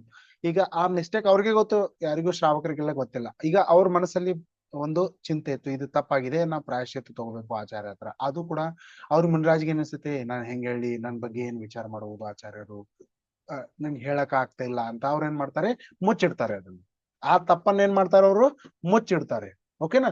ಈಗ ಮುಚ್ಚಿಟ್ಟ ಮೇಲೆ ಅವ್ರು 1 ದಿವ್ಸ ಹೋಗುತ್ತೆ, 2 ದಿವ್ಸ ಹೋಗುತ್ತೆ. ಈಗ 3ನೇ ದಿವ್ಸ ಏನ್ ಅನ್ಸುತ್ತೆ, ಇದರಿಂದ ನನ್ಗೆ ಏನಾಗ್ತಾ ಇದೆ, ಒಂದು ದುಃಖ ಆಗ್ತಾ ಇದೆ ಒಳಗೆ. ಯಾಕಂದ್ರೆ ನಿಜವಾದಂತಹ ವ್ಯಕ್ತಿಗೂ ಎಂದಿಗೂ ಯಾವುದೇ ಒಂದು ಮಾತನ್ನು ಮುಚ್ಚಿಡ್ಲಿಕ್ಕೆ ಆಗೋದಿಲ್ಲ. ಅವರು ಅಂದ್ರೆ ಮುನಿರಾಜರು ಎಲ್ಲ ಗೃಹಸ್ಥಾವಸ್ಥೆಯನ್ನು ತ್ಯಾಗ ಮಾಡಿದ್ದಾರೆ ಮತ್ತು ಸತ್ಯ ಮಹಾವ್ರತದ ಒಂದು ದಾರಿಗಳಾಗಿದ್ದಾರೆ. ಅಂದ್ರೆ ಸತ್ಯ ಇಂದಿಲ್ಲ ನಾಳೆ ಅವರಿಂದ ಹೊರಗೆ ಬಂದೇ ಬರುತ್ತೆ ಅಂತ ಅವ್ರು ಏನ್ ಮಾಡ್ತಾರೆ, ಆಚಾರ್ಯರ ಮುಂದೆ ಹೋಗಿ ಕೈ ಜೋಡಿಸ್ತಾರೆ ಮತ್ತು ಹೇಳ್ತಾರೆ, ನನಗೆ ಕ್ಷಮಾ ಮಾಡ್ರಿ ಆಚಾರ್ಯ, ನಾನು ಮೊನ್ನೆ ಆಹಾರಕ್ಕೆ ಹೋಗಿದ್ದೆ, ಅವಾಗ ನನ್ನಿಂದ ಮಿಸ್ಟೇಕ್ ಆಗಿತ್ತು.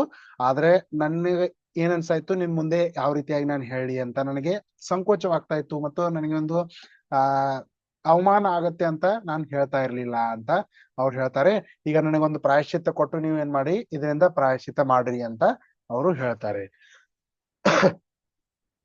ಈಗ ಅವ್ರ ಆಚಾರ್ಯ ಹೇಳ್ತಾರೆ, ಈ ಒಂದು ಕಾರ್ಯಕ್ಕೆ ನನ್ನಿಂದ ಯಾವುದೇ ರೀತಿಯಾದಂತ ಪ್ರಾಯಶ್ಚಿತ್ತ ಇಲ್ಲ. ನೀನೇನ್ ಮಾಡು, ಅಲ್ಲಿ ಒಂದು ಸಂಘ ಇದೆ, ಆ ಸಂಘದ ಆಚಾರ್ಯರ ಹತ್ರ ಹೋಗಿ ನೀನೇನ್ ಮಾಡು, ಅವ್ರ ಹತ್ರ ಹೋಗಿ ಕೇಳು, ಅವ್ರು ನಿನ್ ಪ್ರಾಯಶ್ಚಿತ್ತ ಕೊಡ್ತಾರೆ ಅಂತ ಅವ್ರು ಹೇಳ್ತಾರೆ. ಈಗ ಆಚಾರ್ಯ ಹೇಳಿದ್ದಾರೆ ಅವ್ರ ಹತ್ರ ಹೋಗಂತ, ಅವ್ರ ಏನ್ ಮಾಡ್ತಾರೆ, ಮುನಿರಾಜರು ಬೇರೆ ಸಂಘದ ಆಚಾರ್ಯ ಹತ್ರ ಹೋಗ್ತಾರೆ. ಓಕೆನಾ.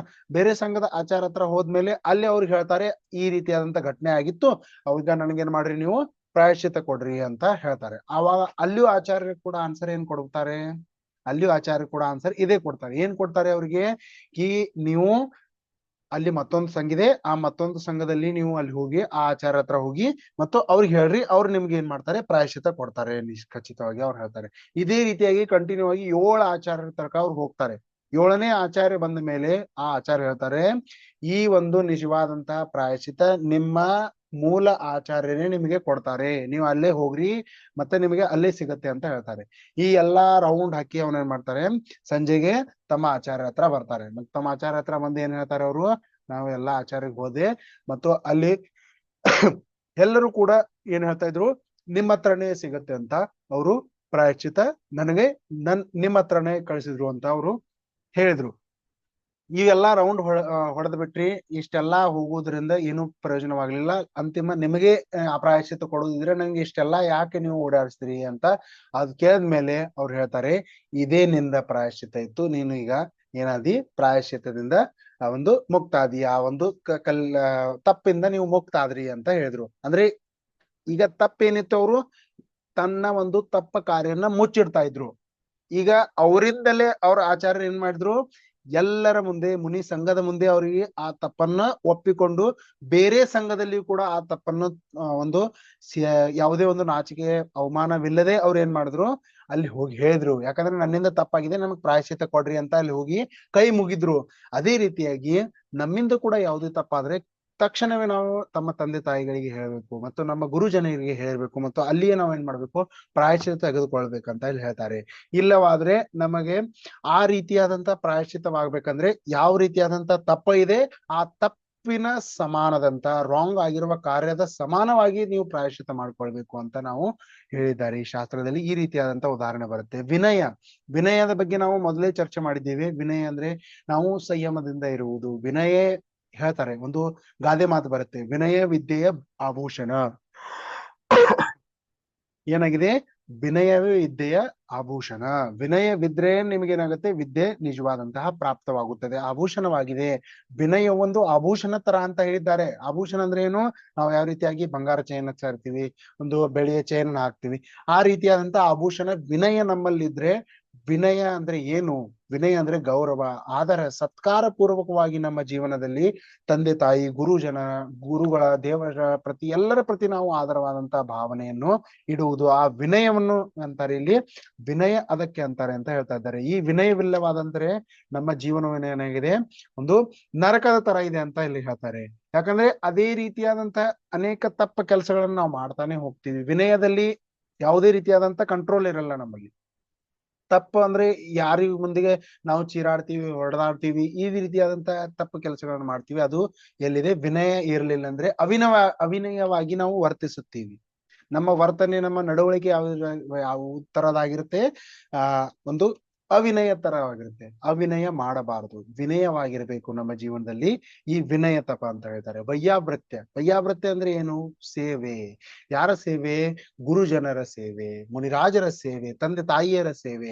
ಆ ಸೇವೆಯನ್ನು ಮಾಡ್ಬೇಕು. ಆದ್ರೆ ಈ ಸೇವೆ ಇವೆಲ್ಲ ಮಾಡುವುದರಿಂದ ತಪ ಆಗತ್ತಾ, ಇಲ್ಲ. ಇವೆಲ್ಲ ತಪ ಇದೆ, ಆದ್ರೆ ನಿಜವಾದಂತಹ ತಪ ಎಲ್ಲಿದೆ, ಇಲ್ಲಿ ಹೇಳ್ತಾ ಇದ್ದಾರೆ. ಈ ಮೊದಲಿಂದ ತಪ ಬಂದು 10ನೇ ತಪ ಯಾವುದು, ಸ್ವಾಧ್ಯಾಯ. ಈ ತಪ ಅಂಶನ ತಪಕ್ಕಿಂತ ಏನಾಗಿದೆ, ದೊಡ್ಡದಾದಂತಹ ತಪ. ಸ್ವಾಧ್ಯಾಯ ಪರಮಂ ತಪ, ಸ್ವಾಧ್ಯಾಯವೇ ಪರಮ ತಪ ಆಗಿದೆ. ನಿಜವಾದಂತಹ ತಪ ಸ್ವಾಧ್ಯಾಯವಾಗಿದೆ ಅಂತ ಶಾಸ್ತ್ರದಲ್ಲಿ ಹೇಳಿದ್ದಾರೆ. ಸೂತ್ರದಲ್ಲಿಯೂ ಬರುತ್ತೆ, ಸ್ವಾಧ್ಯಾಯ ಪರಮಂ ತಪಃ ಅಂತ ಶಾಸ್ತ್ರದಲ್ಲಿಯೂ ಬರುತ್ತೆ. ಇದನ್ನು ನೀವು ಓದಿರಬಹುದು ಕೂಡ, ಮತ್ತು ಓದಿಲ್ಲ ಅಂದ್ರೆ ತಿಳ್ಕೊಳ್ಳಿ, ಸ್ವಾಧ್ಯಾಯವೇ ನಿಜವಾದಂತಹ ತಪ ಆಗಿದೆ ಅಂತ ಇಲ್ಲಿ ಹೇಳ್ತಾ ಇದ್ದಾರೆ. ಯಾಕೆಂದ್ರೆ ಸ್ವಾಧ್ಯಾಯದಿಂದಲೇ ಏನಾಗುತ್ತೆ, ನಿಜವಾದಂತಹ ಒಂದು ಈ ನಮ್ಮ ಆತ್ಮನ ಸ್ವರೂಪ ಸಿಗುತ್ತೆ, ಅಥವಾ ಆತ್ಮನ ಸ್ವರೂಪವನ್ನು ನಾವೇನ್ ಮಾಡ್ಬೋದು, ತಿಳಿದುಕೊಳ್ಳಬಹುದು ಅಂತ ಇಲ್ಲಿ ಹೇಳಿದ್ದಾರೆ. ಅದರಲ್ಲಿಯೂ ಕೂಡ ಈ ಒಂದು ಸ್ವಾಧ್ಯಾಯದಿಂದಲೇ ನಾವೇನ್ ಮಾಡ್ಬೋದು, ನಿಜವಾದಂತಹ ಸುಖವನ್ನು ಪಡೆಯಬಹುದು, ಹೊರತಾಗಿ ಬೇರೆ ಯಾವುದೇ ಸುಖವನ್ನು ಪ್ರಾಪ್ತ ಮಾಡಿಕೊಳ್ಳಲು ಸಾಧ್ಯವಿಲ್ಲ. ಯಾವುದೇ ಒಂದು ಪ್ರೊಸೆಸ್ ಅಥವಾ ಒಂದು ಉಪಾಯವೇ ಇಲ್ಲ. ಅದಕ್ಕೆ ಹೇಳ್ತಾ ಇದ್ದಾರೆ, ನಿಜವಾದಂತ ಉಪಾಯ ಸ್ವಾಧ್ಯಾಯದಿಂದ ಇದೆ ಅಂದ್ರೆ ಈ ಸ್ವಾಧ್ಯಾಯ ಅಂದ್ರೆ ಏನು? ಸ್ವಯಂನ ಅಧ್ಯಯನ. ಸ್ವಾಧ್ಯಾಯ ಶಬ್ದವನ್ನು ನೀವು ಸಂಧಿ ವಿಚ್ಛೇದ ಮಾಡಿದಾಗ ಸ್ವ ಅಧಿ ಪ್ಲಸ್ ಸ್ವ ಪ್ಲಸ್ ಅಧಿ ಪ್ಲಸ್ ಸ್ವಯಂನ ಹತ್ತಿರ ಅಥವಾ ಸ್ವನ ನಿಜದ ಅಂದ್ರೆ ಏನು? ಸ್ವಯಂನ. ಅಧಿ ಅಂದ್ರೆ ಜ್ಞಾನ, ಅಂದ್ರೆ ಪ್ರಾಪ್ತ ಮಾಡಿಕೊಳ್ಳುವುದು. ಸ್ವಯಂನ ಜ್ಞಾನವನ್ನು ಪ್ರಾಪ್ತ ಮಾಡಿಕೊಳ್ಳುವುದೇ ಸ್ವಾಧ್ಯಾಯ. ಸ್ವಯಂನ ಅಧ್ಯಯನ ಮಾಡಿಕೊಳ್ಳುವುದೇ ಅದೇನಾಗಿದೆ? ಸ್ವಾಧ್ಯಾಯವಾಗಿದೆ. ಈಗ ನಾವೇನ್ ಮಾಡ್ತಾ ಇದ್ದೀವಿ? ಪರಾಧ್ಯಾಯ ಮಾಡ್ತಾ ಇದ್ದೀವಿ. ಪರದ ಬುದ್ಧಿಯಲ್ಲಿಯೇ ನಾವೇನ್ ಮಾಡ್ತಾ ಇದ್ವಿ? ಹೋಗ್ತಾ ಇದ್ವಿ. ಪರ ಪದಾರ್ಥಗಳ ಒಂದು ಬುದ್ಧಿಯನ್ನೇ ನಾವು ಏನ್ ಮಾಡ್ತಾ ಇದ್ದೀವಿ? ತಿಳ್ಕೊಳ್ತಾ ಇದ್ದೀವಿ. ಪರ ಪದಾರ್ಥಗಳ ಮೇಲೆ ಆಕರ್ಷಿತವಾಗ್ತಾ ಇದ್ದೀವಿ. ಈ ಎಲ್ಲಾ ಆಕರ್ಷಣೆಯನ್ನು ಬಿಟ್ಟು ಸ್ವ ಆಕರ್ಷಣೆ ಆಗ್ಬೇಕು. ಸ್ವ ಆಕರ್ಷಣೆ ಅಂದ್ರೆ ಏನು? ಸ್ವಾಧ್ಯಾಯ. ನಿಜವಾದಂತಹ ಸ್ವಾಧ್ಯಾಯ ಅಂದ್ರೆ ತನ್ನಂದ ಒಂದು ನಿಜವಾದಂತಹ ಆತ್ಮನ ಸ್ವರೂಪವನ್ನು ತಿಳಿದುಕೊಳ್ಳುವುದೇ ನಿಜವಾದಂತಹ ಸ್ವಾಧ್ಯಾಯ ಅಂತ ಇಲ್ಲಿ ಹೇಳ್ತಾ ಇದ್ದಾರೆ. ಈ ಒಂದು ಸ್ವಾಧ್ಯಾಯ ಕೂಡ ಯಾವುದೇ ರೀತಿ ಮಾಡ್ಬೇಕು ಅದು ಕೂಡ ನಮಗೆ ಗೊತ್ತಿಲ್ಲ. ಈಗ ನಾವೇನ್ ಮಾಡ್ತೀವಿ? ನಮ್ಮ ಮುನಿರಾಜರ ಮನೆಯಲ್ಲಿ ಆಹಾರ ಆಗತ್ತೆ, ಆ ಮುನಿರಾಜರು ನಮ್ಗೆ ಏನ್ ಮಾಡ್ತಾರೆ? ನಿಯಮ ಕೊಟ್ಟು ಹೋಗ್ತಾರೆ, ನೀವು ಡೈಲಿ 15 ನಿಮಿಷ ಸ್ವಾಧ್ಯಾಯ ಮಾಡ್ಬೇಕು. ಈಗ ಅವ್ರು ಡೈಲಿ ಒಂದು 15 ನಿಮಿಷ ಸ್ವಾಧ್ಯಾಯ ಕೊಡಿದಾರೆ, ನಾನು ಏನ್ ಬೇಕಾದ್ರೂ ಓದ್ಲಿ, ಒಂದು 15 ನಿಮಿಷ ಪಾಠ ಮಾಡಿ ಭಕ್ತಾಂಬರ ಸ್ತೋತ್ರ ಓದ್ನಿ. ಆ ಭಕ್ತಾಂಬರ ಸ್ತೋತ್ರದಲ್ಲಿ ಏನ್ ಹೇಳಿದ್ದಾರೆ ಅದ್ರ ಯೋಚನೆ ಇಲ್ಲ ಅವರಿಗೂ. ತತ್ವಾರ ಸೂತ್ರ ಓದ್ತಾ ಇದ್ದಾರೆ, ತತ್ವಾರ ಸೂತ್ರ ಒಂದು 10 ನಿಮಿಷ ಓದೋದೇನಾದ್ರೆ ತತ್ವಾರ ಸೂತ್ರ ಸತ್ಯವೇ ಲಕ್ಷಣ ಈ ರೀತಿಯಾಗಿ ಸಂವೇದರ್ಶನ ಈಗ ಹೋಗ್ತಾ ಇದ್ದಾರೆ. ಓದುವುದರಿಂದ ಏನು ಸಾಧ್ಯವಿಲ್ಲ. ಓದುವುದರಿಂದ ಏನೆಲ್ಲ ಪ್ರಯೋಜನ ನಿಮಗೆ ಆಗುವುದಿಲ್ಲ. ಅದರಲ್ಲಿ ಏನ್ ಓದ್ತಾ ಇದ್ದೀರಿ ಅದರ ಅರ್ಥವನ್ನು ತಿಳಿದುಕೊಳ್ಳಿ. ಅಂದ್ರೆ ಯಾವುದೇ ಒಂದು ಕಾರ್ಯವನ್ನು ಮಾಡ್ತಾ ಇದ್ದೀರಿ ನಿಮ್ಮ ಜೀವನದಲ್ಲಿ, ಈಗ ನಾನು ಸ್ವಾಧ್ಯಾಯ ಅಂತ ಹೇಳ್ತಾ ಇಲ್ಲ, ನೀವು ಯಾವುದೇ ಕಾರ್ಯ ಮಾಡ್ತಾ ಇದ್ರಿ, ಆ ಕಾರ್ಯವನ್ನು ಮಾಡುವ ಮೊದಲು ಅದ್ರ ಬಗ್ಗೆ ತಿಳಿದುಕೊಳ್ಳಿ, ಅದು ಏನಿದೆ. ಅದರಲ್ಲಿ ಕೂಡ ಸ್ವಾಧ್ಯಾಯನಲ್ಲಿ ಹೇಳ್ತಾ ಇದ್ದಾರೆ, ನೀವು ಸ್ವಾಧ್ಯಾಯ ಮಾಡುವಾಗ ಒಂದೊಂದು ಜಿನವಾಣಿಯಲ್ಲಿ ಬರೆದಂತಿರುವ ಅಕ್ಷರ, ಒಂದೊಂದು ಬರೆದಂತಿರುವ ಶಬ್ದಗಳ ಅರ್ಥವನ್ನು ನೀವು ತಿಳಿದುಕೊಂಡು ಆ ಸ್ವಾಧ್ಯಾಯವನ್ನು ಮಾಡಿದ್ರೆ ಆ ಸ್ವಾಧ್ಯಾಯವು ಏನಾಗಿದೆ? ಸಾರ್ಥಕವಾಗುತ್ತೆ. ಆ ಸ್ವಾಧ್ಯಾಯವೇ ಸಾರ್ಥಕವಾಗಿದೆ ಅಂತ ಇಲ್ಲಿ ಹೇಳ್ತಾ ಇದ್ದಾರೆ. ಸ್ವಾಧ್ಯಾಯದಲ್ಲಿ ಕೂಡ 5 ಭೇದಗಳು ಬರ್ತವೆ. ಯಾವ್ಯಾವ್ದು? ವಾಚನ, ಪ್ರಚ್ಛನ, ಅನುಪ್ರೇಕ್ಷ, ಆಮ್ನಾಯ, ಧರ್ಮೋಪದೇಶ. ಏನೇನ್ ಹೇಳಿದ್ರು? ವಾಚನ, ಪ್ರಚ್ಛನ, ಅನುಪ್ರೇಕ್ಷ, ಆಮ್ನಾಯ ಮತ್ತು ಧರ್ಮೋಪದೇಶ. ಇದರ ಅರ್ಥಗಳನ್ನು ತಿಳ್ಕೊಳ್ಳೋಣ. ಸ್ವಾಧ್ಯಾಯ ಅಂದ್ರೆ ಹೀಗೆ ಸ್ವಾಧ್ಯಾಯ ಮಾಡೋದಲ್ಲ, ಮಾತ್ರ ನಾವು ಓದ್ಕೊಂಡು ಹೋಗ್ತಾ ಇದ್ದೀವಿ, ಪ್ರವಚನ ಕೇಳ್ತಾ ಇದ್ದೀವಿ, ಇದು ಸ್ವಾಧ್ಯಾಯ ಅಲ್ಲ. ಸ್ವಾಧ್ಯಾಯ ಅಂದ್ರೆ ಏನ್ ಹೇಳ್ತಾ ಇದ್ದಾರೆ ಇಲ್ಲಿ? ವಾಚನ ಅಂದ್ರೆ ಏನು? ವಾಚನೆ ಮಾಡುವುದು. ನಾವೇ ಮೊದಲು ಏನ್ ಮಾಡುವುದು? ಓದಿಕೊಂಡು ತೆಗೆದುಕೊಳ್ಳುವುದು. ಯಾವ್ದಾದ್ರೊಂದು ಗ್ರಂಥವನ್ನು ನಾವು ತೆಗೆದುಕೊಂಡ್ವಿ, ತತ್ವಾರ ಸೂತ್ರ ತೆಗೆದುಕೊಂಡ್ವಿ, ಆ ತತ್ವಾರ ಸೂತ್ರವನ್ನು ನಾವು ಓದುವುದನ್ನು ವಾಚನ ಅಂತೀವಿ. ಪ್ರಚ್ಛನ ಅಂದ್ರೆ ಏನು? ಈಗ ಪ್ರಚ್ಛನ ಯಾವಾಗ ಬರುತ್ತೆ? ಕೇಳುವುದು ಅಂದ್ರೆ ಪ್ರಚ್ಛನ ಅಂತಾರೆ. ಪ್ರಚ್ಛನ ಅಂದ್ರೆ ಕೇಳುವುದು ಅಂದ್ರೆ ಏನು? ಈಗ ನೀವು ಯಾವ ರೀತಿಯಾಗಿ ತತ್ವಾರ ಸೂತ್ರ ಓದ್ತಾ ಇದ್ರಿ, ಆ ತತ್ವಾರ ಸೂತ್ರದಲ್ಲಿ ನಿಮಗೆ ಶಂಕೆ ಬಂತು ಅಥವಾ ಕ್ವಶನ್ ಉತ್ಪನ್ನವಾಯ್ತು. ಆ ಕ್ವಶನ್ ಹೋಗಿ ನೀವು ಗುರುಗಳ ಹತ್ರ, ಮುನಿರಾಜರ ಹತ್ರ ಹೋಗಿ ಅದನ್ನ ಶಂಕೆಯನ್ನ ಸಮಾಧಾನ ಮಾಡಿಕೊಳ್ಳುವ ಒಂದು ಪ್ರೊಸೆಸ್ ಅನ್ನ ಏನಂತೀವಿ ನಾವು? ಪ್ರಚ್ಛನ ಅಂತೀವಿ, ಕೇಳುವುದು. ಅದರ ನಂತರ ಅನುಪ್ರೇಕ್ಷ ಅಂದ್ರೆ ಏನು? ಅನುಪ್ರೇಕ್ಷ ಅಂದ್ರೆ ಚಿಂತನ ಮಾಡುವುದು. ಈಗ ಆ ಒಂದು ತತ್ವಾರ ಸೂತ್ರದ ಒಂದು ಸೂತ್ರವನ್ನು ಓದಿದ್ರಿ, ಆ ತತ್ವಾರ ಸೂತ್ರದ ಒಂದು ಸೂತ್ರದಲ್ಲಿ ಶಂಕೆ ಬಂದಾಗ ನೀವು ಮುನಿರಾಜರ ಹತ್ರ ಹೋದ್ರಿ ಅಥವಾ ಗುರುಗಳ ಹತ್ರ ಹೋದ್ರಿ, ಆ ಶಂಕೆಯನ್ನು ನಿವಾರಿಸಿಕೊಂಡ್ರಿ. ಆ ಶಂಕೆಯನ್ನು ನಿವಾರಿಸಿಕೊಂಡ ನಂತರ ನೀವು ಇನ್ನೇನ್ ಮಾಡ್ಬೇಕು? ಅದ್ರ ಬಗ್ಗೆ ಚಿಂತನೆ ಮಾಡ್ಬೇಕು. ಆ ಸೂತ್ರದ ಏನ್ ಅರ್ಥವಿದೆ, ಆ ಒಂದು ಲೈನ್ ನ ಅರ್ಥವೇನಿದೆ, ಆತ್ಮನ ಅಂದ್ರೆ ಏನು, ನಿಜವಾದಂತಹ ಆತ್ಮ ಎಲ್ಲಿದ್ದಾನೆ, ಆ ಆತ್ಮನ ಸ್ವರೂಪವನ್ನು ತಿಳಿದುಕೊಳ್ಳುವುದು, ಅದರಲ್ಲಿಯೇ ಒಂದು ಲೀನನಾಗುವುದು, ಚಿಂತನೆ ಮಾಡುವುದು, ಅದನ್ನೇನಂದ್ರೆ ಅನುಪ್ರೇಕ್ಷ ಅಂತಿದ್ದಾರೆ. ಅದ ನಂತರ ಆಮ್ನಾಯ ಅಂದ್ರೆ ದಿನಾಲು ಅದನ್ನೇ ನಾವೇನ್ ಮಾಡ್ಬೇಕು? ರಿಪೀಟ್ ಮಾಡುವುದು, ಪಾಠ ಮಾಡುವುದು. ಅಥವಾ ದಿನನಿತ್ಯದ ಒಂದು ಪಾಠ ಅಂತೀವಿ ಅಂತೂ ನಮೋಕಾರ ಮಂತ್ರ ಯಾವ ರೀತಿಯಾಗಿ ಜಪಿಸುತ್ತೋ ಅದೇ ರೀತಿಯಾಗಿ ನಮ್ಮ ಆತ್ಮನ ಧ್ಯಾನವನ್ನು ನಾವು ಡೈಲಿ ನಮ್ಮ ದೈನಿಕ ಕಾರ್ಯದಲ್ಲಿ ನಾವು ಏನ್ ಮಾಡ್ಬೇಕು? ಅದನ್ನು ಮಾಡುವುದೇ ಒಂದು ಆಮ್ನಾಯ. ಅದರ ನಂತರ ಇಲ್ಲಿ ಬರುತ್ತೆ ಧರ್ಮೋಪದೇಶ. ಈಗ ಧರ್ಮೋಪದೇಶ ಯಾವಾಗ ಬಂತು? ಈ 4 ಪದ್ಧತಿಗಳ ನಂತರ ನಾವೇನ್ ಮಾಡ್ಬೋದು? ಧರ್ಮೋಪದೇಶ ಕೊಡಬಹುದು. ಈಗ ನಾನು ನಿಮಗೂ ಕೂಡ ಪ್ರವಚನ ಕೊಡ್ಲಿಕ್ಕೆ ಬಂದಿದ್ದೇನೆ ಅಂದ್ರೆ ಸೀದಾ ನಾನು ಬಂದಿಲ್ಲ. ಈಗ ನನ್ನ ಪ್ರವಚನ ಅಥವಾ ನೀವು ಕೇಳ್ಬೇಕಂದ್ರೇನೆ ನೀವು ನನ್ನನ್ನು ಸ್ಟಡಿ ಮಾಡ್ಬೋದು. ನಾವು ಯಾವುದೇ ಒಂದು ಶಬ್ದವನ್ನು ಪ್ರಯೋಗ ಮಾಡ್ತಾ ಇದ್ದೀನಿ, ಅವೆಲ್ಲಾ ಶಬ್ದಗಳು ಎಲ್ಲಿವೆ? ಜೀನವಾಣಿಯಲ್ಲಿ ಹೇಳಿವೆ. ಆ ಜಿನ್ವಾಣಿಯಲ್ಲಿರುವ ಶಬ್ದವನ್ನು ನಾನು ಮೊದಲು ಊದಿದೆ. ಅದರಲ್ಲಿ ನನಗೆ ಏನಾದ್ರೂ ಒಂದು ಪ್ರಾಬ್ಲಮ್ ಬಂತಂದ್ರೆ ನಮ್ಮ ಗುರುಗಳ ಹತ್ರ ನಾನು ಕೇಳಿದೆ. ಅದರ ನಂತರ ಅವರಿಂದ ನಾನು ತಿಳಿದುಕೊಂಡ ಮೇಲೆ ನಾನು ಅದ್ರ ಬಗ್ಗೆ ಚಿಂತನೆ ಮಾಡಿದೆ. ಇದು ಹೀಗೆ ಹೇಳಿದ್ರೆ ಹೀಗಾಗತ್ತೆ, ಹಾಗೆ ಹೇಳಿದ್ರೆ ಹೀಗಾಗತ್ತೆ. ಅದರ ನಂತರ ಇದನ್ನ ನಾನು ಡೈಲಿ ಏನ್ ಮಾಡಿದೆ, ಒಂದು ಉತ್ತಮ ತಪಧರ್ಮದ ಬಗ್ಗೆ ನಾನು ಕೂಡ 1 ಗಂಟೆ ಮೊದಲು ಸ್ವಾಧ್ಯಾಯ ಮಾಡಿದೆ. ಅದರ ನಂತರ ಅದನ್ನ ಏನ್ ಮಾಡಿದೆ, ಈಗ ಧರ್ಮೋಪದೇಶ ಮಾಡ್ತಾ ಇದ್ದೀನಿ. ಇದೇ ರೀತಿಯಾಗಿ ನಮ್ಮ ಒಂದು ಈ ಜಗತ್ತಿನಲ್ಲಿ, ಈ ಸಂಸಾರದಲ್ಲಿ ಧರ್ಮಾಧಿಕಾರಿಗಳು ಏನಾಗಿದ್ದಾರೆ, ಬಹಳ ಜನರಾಗಿದ್ದಾರೆ. ಧರ್ಮೋಪದೇಶ ಕೊಡುವವರನ್ನು ನಾವೇನ್ ಮಾಡ್ಬೇಕು, ಪರೀಕ್ಷೆ ಮಾಡ್ಬೇಕು. ಪರೀಕ್ಷೆ ಮಾಡುವುದು ಎಂದು ತಪ್ಪಲ್ಲ. ಅವ್ರು ಯಾರು ಧರ್ಮೋಪದೇಶ ಕೊಡ್ತಾ ಇದ್ದಾರೆ, ಅವರು ಸರಿ ಕೊಡ್ತಾ ಇದ್ದಾರೆ, ಅದನ್ನ ನಾವು ತಿಳ್ಕೊಳ್ಬೇಕು. ಇಲ್ಲವಾದ್ರೆ ನಮ್ಗೆ ಏನ್ ಅನ್ಸುತ್ತೆ, ಅವರು ಒಂದು ಯಾವುದೇ ಧರ್ಮೋಪದೇಶ ಕೊಡ್ತಾ ಇದ್ರೆ ಅದನ್ನ ನಾವು ಸ್ವೀಕಾರ ಮಾಡ್ತೀವಿ, ಅದನ್ನೇ ಕೇಳ್ಕೊಳ್ತಾ ಹೋಗ್ತಾ ಇದೀವಿ, ಅವರನ್ನೇ ಫಾಲೋ ಮಾಡ್ತೀವಿ. ಇದು ಸರಿಯಲ್ಲ. ಈಗ ನೀವು ಒಂದು ಇಂಜೆಕ್ಷನ್ ಮಾಡ್ಕೊಳ್ಳಕ್ಕೆ ಯಾರ ಹತ್ರ ಹೋಗ್ತೀರ, ಈಗ ಅವ್ನು ಹೇಳ್ತಾನೆ ನಿಮ್ಗೆ, ನೀವೇ ನನ್ನ ಮೊದಲ ಪೇಷಂಟ, ನಿಮ್ಗೆ ನಾನು ಮೊದಲು ಇಂಜೆಕ್ಷನ್ ಕೊಡ್ತಾ ಇದ್ದೀನಿ ಅಂತ ಅಂದ್ಮೇಲೆ ನೀವು ಇಂಜೆಕ್ಷನ್ ತಗೋತೀರಾ ಅವ್ರ ಹತ್ರ? ಇಲ್ಲ. ಯಾಕ? ನಮ್ಗೇನಾಗತ್ತೆ, ಎಲ್ಲಿದ್ರು ಹಾನಿ ಆಗ್ಬಹುದು. ಅದೇ ರೀತಿಯಾಗಿ ಧರ್ಮೋಪದೇಶ ಕೊಡುವ ವ್ಯಕ್ತಿಯನ್ನು ಕೂಡ ನೀವು ಪರೀಕ್ಷಿಸ್ರಿ. ಅವನು ಯಾರಿದ್ದಾನೆ, ಅವನು ಏನ್ ಹೇಳ್ತಾ ಇದ್ದಾನೆ, ಅದನ್ನೆಲ್ಲ ನೀವು ನೋಡಿ. ಈಗ ಏನಾಗ್ತಾರೆ, ಅನೇಕ ರೀತಿಯಾದಂತಹ ಧರ್ಮಗಳನ್ನು ಮಾಡುವವರು ಅಥವಾ ಧರ್ಮದ ಬಗ್ಗೆ ವಿಚಾರ ವ್ಯಕ್ತ ಮಾಡ್ಲಿಕ್ಕೆ ಎಲ್ಲರೂ ತಮ್ಮ ಧರ್ಮಾಧಿಕಾರಿಗಳಾಗಿದ್ದಾರೆ. ನಾವು ಯಾರಾದ್ರೂ ಒಂದು ಪಂಚಾಯತಿ ಕೂತಿರ್ತೆ, ಆ ಪಂಚಾಯತದಲ್ಲಿ ಏನ್ ಮಾಡ್ತಾರೆ, ಧರ್ಮ ನಾನ್ ಹೇಳ್ತೀನಿ. ಏನಿರುತ್ತೆ ಧರ್ಮ, ನಂಗೆ ಗೊತ್ತಿದೆ ಧರ್ಮ, ಅದೇನ್ ಶಾಸ್ತ್ರದಲ್ಲಿ ಬರ್ದಿದ್ದಿ, ಅದೆಲ್ಲ ಇಲ್ಲ, ನಾನ್ ಹೇಳ್ತೀನಿ, ಅದನ್ನ ಕೇಳಿ ಅಂತ ಹೇಳ್ತಾರೆ. ಆದ್ರೆ ನಿಜವಾದಂತ ಧರ್ಮ ಇದಲ್ಲ. ನಿಜವಾದಂತ ಧರ್ಮ ಅಂದ್ರೆ ಏನು, ನಮ್ಮ ಆತ್ಮನ ಸ್ವರೂಪ.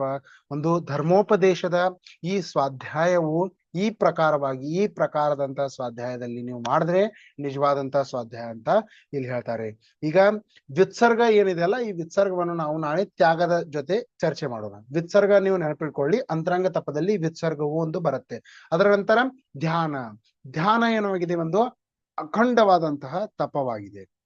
ಈ ಒಂದು ಧ್ಯಾನ ತಪ ಯಾರಿಗಾಗುತ್ತೋ, ಆ ಧ್ಯಾನ ತಪ ಆದ್ರೆ ಇಲ್ಲೇನಾಗುತ್ತೆ, ಮೋಕ್ಷಣೆ ಆಗಿಬಿಡುತ್ತೆ ಅಂತ ನಿಮಗೆ ಮೊದಲೇ ಹೇಳಿದ್ದೆ ನಾನು. ಈ ರೀತಿಯಾಗಿ ಒಂದು ತಪದ 12 ಭೇದಗಳನ್ನು ನಾವು ನೋಡಿದ್ವಿ. ಬಹಿರಂಗ ತಪ ಮತ್ತು ಅಂತರಂಗ ತಪ, ಇವು ಎಲ್ಲಾ ತಪಗಳನ್ನು ಮಾಡುವ ಮೊದಲು ನೀವು ಯೋಚನೆ ಮಾಡ್ರಿ, ನಾವು ಏನ್ ಮಾಡ್ತಾ ಇದ್ದೀವಿ, ಆ ತಪಗಳಿಂದ ನಮ್ಗೆ ಏನಾಗುತ್ತೆ ಅಂದ್ರೆ, ಯಾವುದೇ ನಿಮ್ಗೆ ಹೇಳಿದೀನಿ ನಾನು. ಈಗ ನೀವು ಒಂದು ಈ ಜಗತ್ತಿನಲ್ಲಿ ನೀವು ಯಾವುದೇ ಒಂದು ಆಪರೇಷನ್ ಮಾಡ್ಕೊಳ್ಬೇಕಾದ್ರೆ, ನಿಮ್ಗೆ ಹಾರ್ಟ್ ಪ್ರಾಬ್ಲಮ್ ಇದ್ರೆ ನೀವು ಐಸ್ ಡಾಕ್ಟರ್ ಹತ್ರ ಹೋಗ್ತೀರಾ? ನಿಮ್ಗೆ ನಾನು ice specialist, world best I specialist ಹತ್ರ ಕರ್ಕೊಂಡು ಹೋಗ್ತೀನಿ, ಅಲ್ಲಿ ಹೋಗಿ ಹಾರ್ಟ್ ಆಪರೇಷನ್ ಮಾಡಿಸ್ಕೊಳ್ಳಿ ಅಂತ ಹೇಳ್ತೀನಿ. ನೀವು ಮಾಡಿಸ್ಕೋತೀರಾ? ಇಲ್ಲ. ಯಾಕಂದ್ರೆ ಅವನು ಐ ಇದ್ದಾನೆ, ಹಾರ್ಟ್ ಇಲ್ಲಿದೆ, ಐ ಇಲ್ಲಿದೆ. ಈಗ ಬಿಡ್ರಿ, ನೀವು ಕಿವಿ ಆಪರೇಷನ್ ಕಣ್ಣಿನ ಡಾಕ್ಟರ್ನ ಹತ್ರ ನೀವು ಮಾಡಿಸ್ತೀರಾ? ಇಲ್ಲ. 4 ಒಂದು ಬೆರಳು ಏನಿದೆ ಅಂತರವಿದೆ, ಈ 4ನೇ ಬೆರಳಿನ ಹಂತದಲ್ಲಿ ಏನಾಗುತ್ತೆ, ಇಲ್ಲಿದ ಆಪರೇಷನ್ ಮಾಡಿ, ಇಲ್ಲಿಂದ ಅವ್ನು ಮಾಡ್ಬೋದು. ಇಲ್ಲ. ಐ ಸ್ಪೆಷಲಿಸ್ಟೇ ಮಾಡ್ತಾನೆ, ಇಯರ್ ಸ್ಪೆಷಲಿಸ್ಟ್ ಆಪರೇಷನ್ ಮಾಡುವುದು, ಮತ್ತು ಹಾರ್ಟ್ ಸ್ಪೆಷಲಿಸ್ಟೇ ಆಪರೇಷನ್ ಮಾಡುವುದು. ಅದಕ್ಕೆ ನಾವು ಕನ್ಸಲ್ಟ್ ಮಾಡ್ತೀವಿ, ಅದರ ಹೊರತಾಗಿ ಬೇರೆ ಎಲ್ಲಿಯೂ ಮಾಡೋದಿಲ್ಲ. ಅದೇ ರೀತಿಯಾಗಿ ನಿಜವಾದಂತಹ ಧರ್ಮದ ಉಪದೇಶವನ್ನ ಕೊಡುವರನ್ನು ನೀವು ಗುರುತಿಸ್ರಿ, ಮತ್ತು ಆ ನಿಜವಾದಂತಹ ಧರ್ಮದ ಉಪದೇಶವನ್ನು ನೀವೇನ್ ಮಾಡ್ರಿ, ಫಾಲೋ ಮಾಡ್ರಿ ಅಂತ ಇಲ್ಲಿ ಹೇಳ್ತಾ ಇದ್ದಾರೆ. ಇದರಿಂದ ನಮ್ಗೆ ಏನಾಗುತ್ತೆ, ನಿಜವಾದಂತಹ ಒಂದು ಧರ್ಮ ಸಿಗುತ್ತೆ, ಮತ್ತು ನಿಜವಾದಂತಹ ತಪ ಮಾಡುವ ಒಂದು ಪ್ರೊಸೆಸ್ ಸಿಗುತ್ತೆ. ಅದರಿಂದ ನಾವೇನ್ ಮಾಡ್ಬೋದು, ಸುಖವನ್ನು ಪ್ರಾಪ್ತ ಮಾಡಿಕೊಳ್ಳಬಹುದು. ಅದಕ್ಕೆ ಹೇಳ್ತಾ ಇದ್ದಾರೆ, ಉಪವಾಸ ಮಾಡ್ರಿ, ತಪ್ಪಲ್ಲ. ಈ ಎಲ್ಲಾ ಉಪವಾಸ ಮಾಡುವುದರಿಂದ ನಾವು ನಿಜವಾದಂತಹ ಈ ಒಂದು ಅಮೂಲ್ಯ ಸಮಯವನ್ನು ನಾವೇನ್ ಮಾಡ್ಬೋದು, ವ್ಯರ್ಥ ಮಾಡಬಾರ್ದು.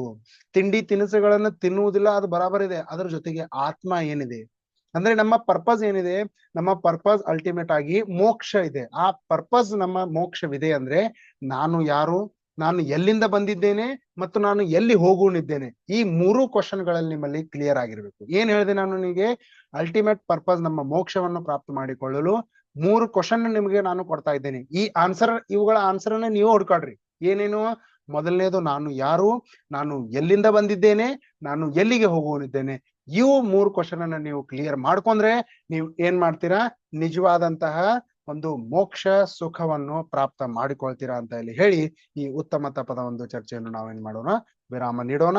ಮತ್ತೆ ನಾಳೆ ಉತ್ತಮ ತ್ಯಾಗದೊಂದಿಗೆ ನಾವು ನಿಮ್ಮ ಜೊತೆಗೆ ಕೂಡುತ್ತೇವೆ. ಇದೇ ರೀತಿಯಾಗಿ ನೀವು ಕೂಡ ತಪದ ಮುಖಾಂತರ, ಸ್ವಾಧ್ಯಾಯದ ಮುಖಾಂತರ ಈ ಆತ್ಮನ ಸ್ವರೂಪವನ್ನು ತಿಳಿದುಕೊಂಡು ಏನ್ ಮಾಡಿ ಸಂಸಾರದ ಎಲ್ಲ ತಪಗಳನ್ನು ಬಿಟ್ಟು ನಿಜವಾದಂತ ಆತ್ಮನ ತಪವನ್ನು ಮಾಡಿಕೊಂಡು ಸಿದ್ಧರಾಗಿ ಅಂತ ಹೇಳಿ, ಭಗವಂತರಾಗಿ ಅಂತ ಹೇಳಿ ಒಂದು ವಿರಾಮವನ್ನು ತೆಗೆದುಕೊಳ್ತೀವಿ. ಮತ್ತೆ ನಾಳೆ ನಾವು ಉತ್ತಮ ತ್ಯಾಗ ಧರ್ಮದ ಚರ್ಚೆಯೊಂದಿಗೆ ನಿಮ್ಮೊಂದಿಗೆ ಕೂಡುತ್ತೇವೆ. ಅಲ್ಲಿಯವರೆಗೆ ಎಲ್ಲರಿಗೂ ಜಯ ಜಿನೇಂದ್ರಗಳು. ಉತ್ತಮ ತಪ ಧರ್ಮ ಕಿ ಜಯ ಹೋ.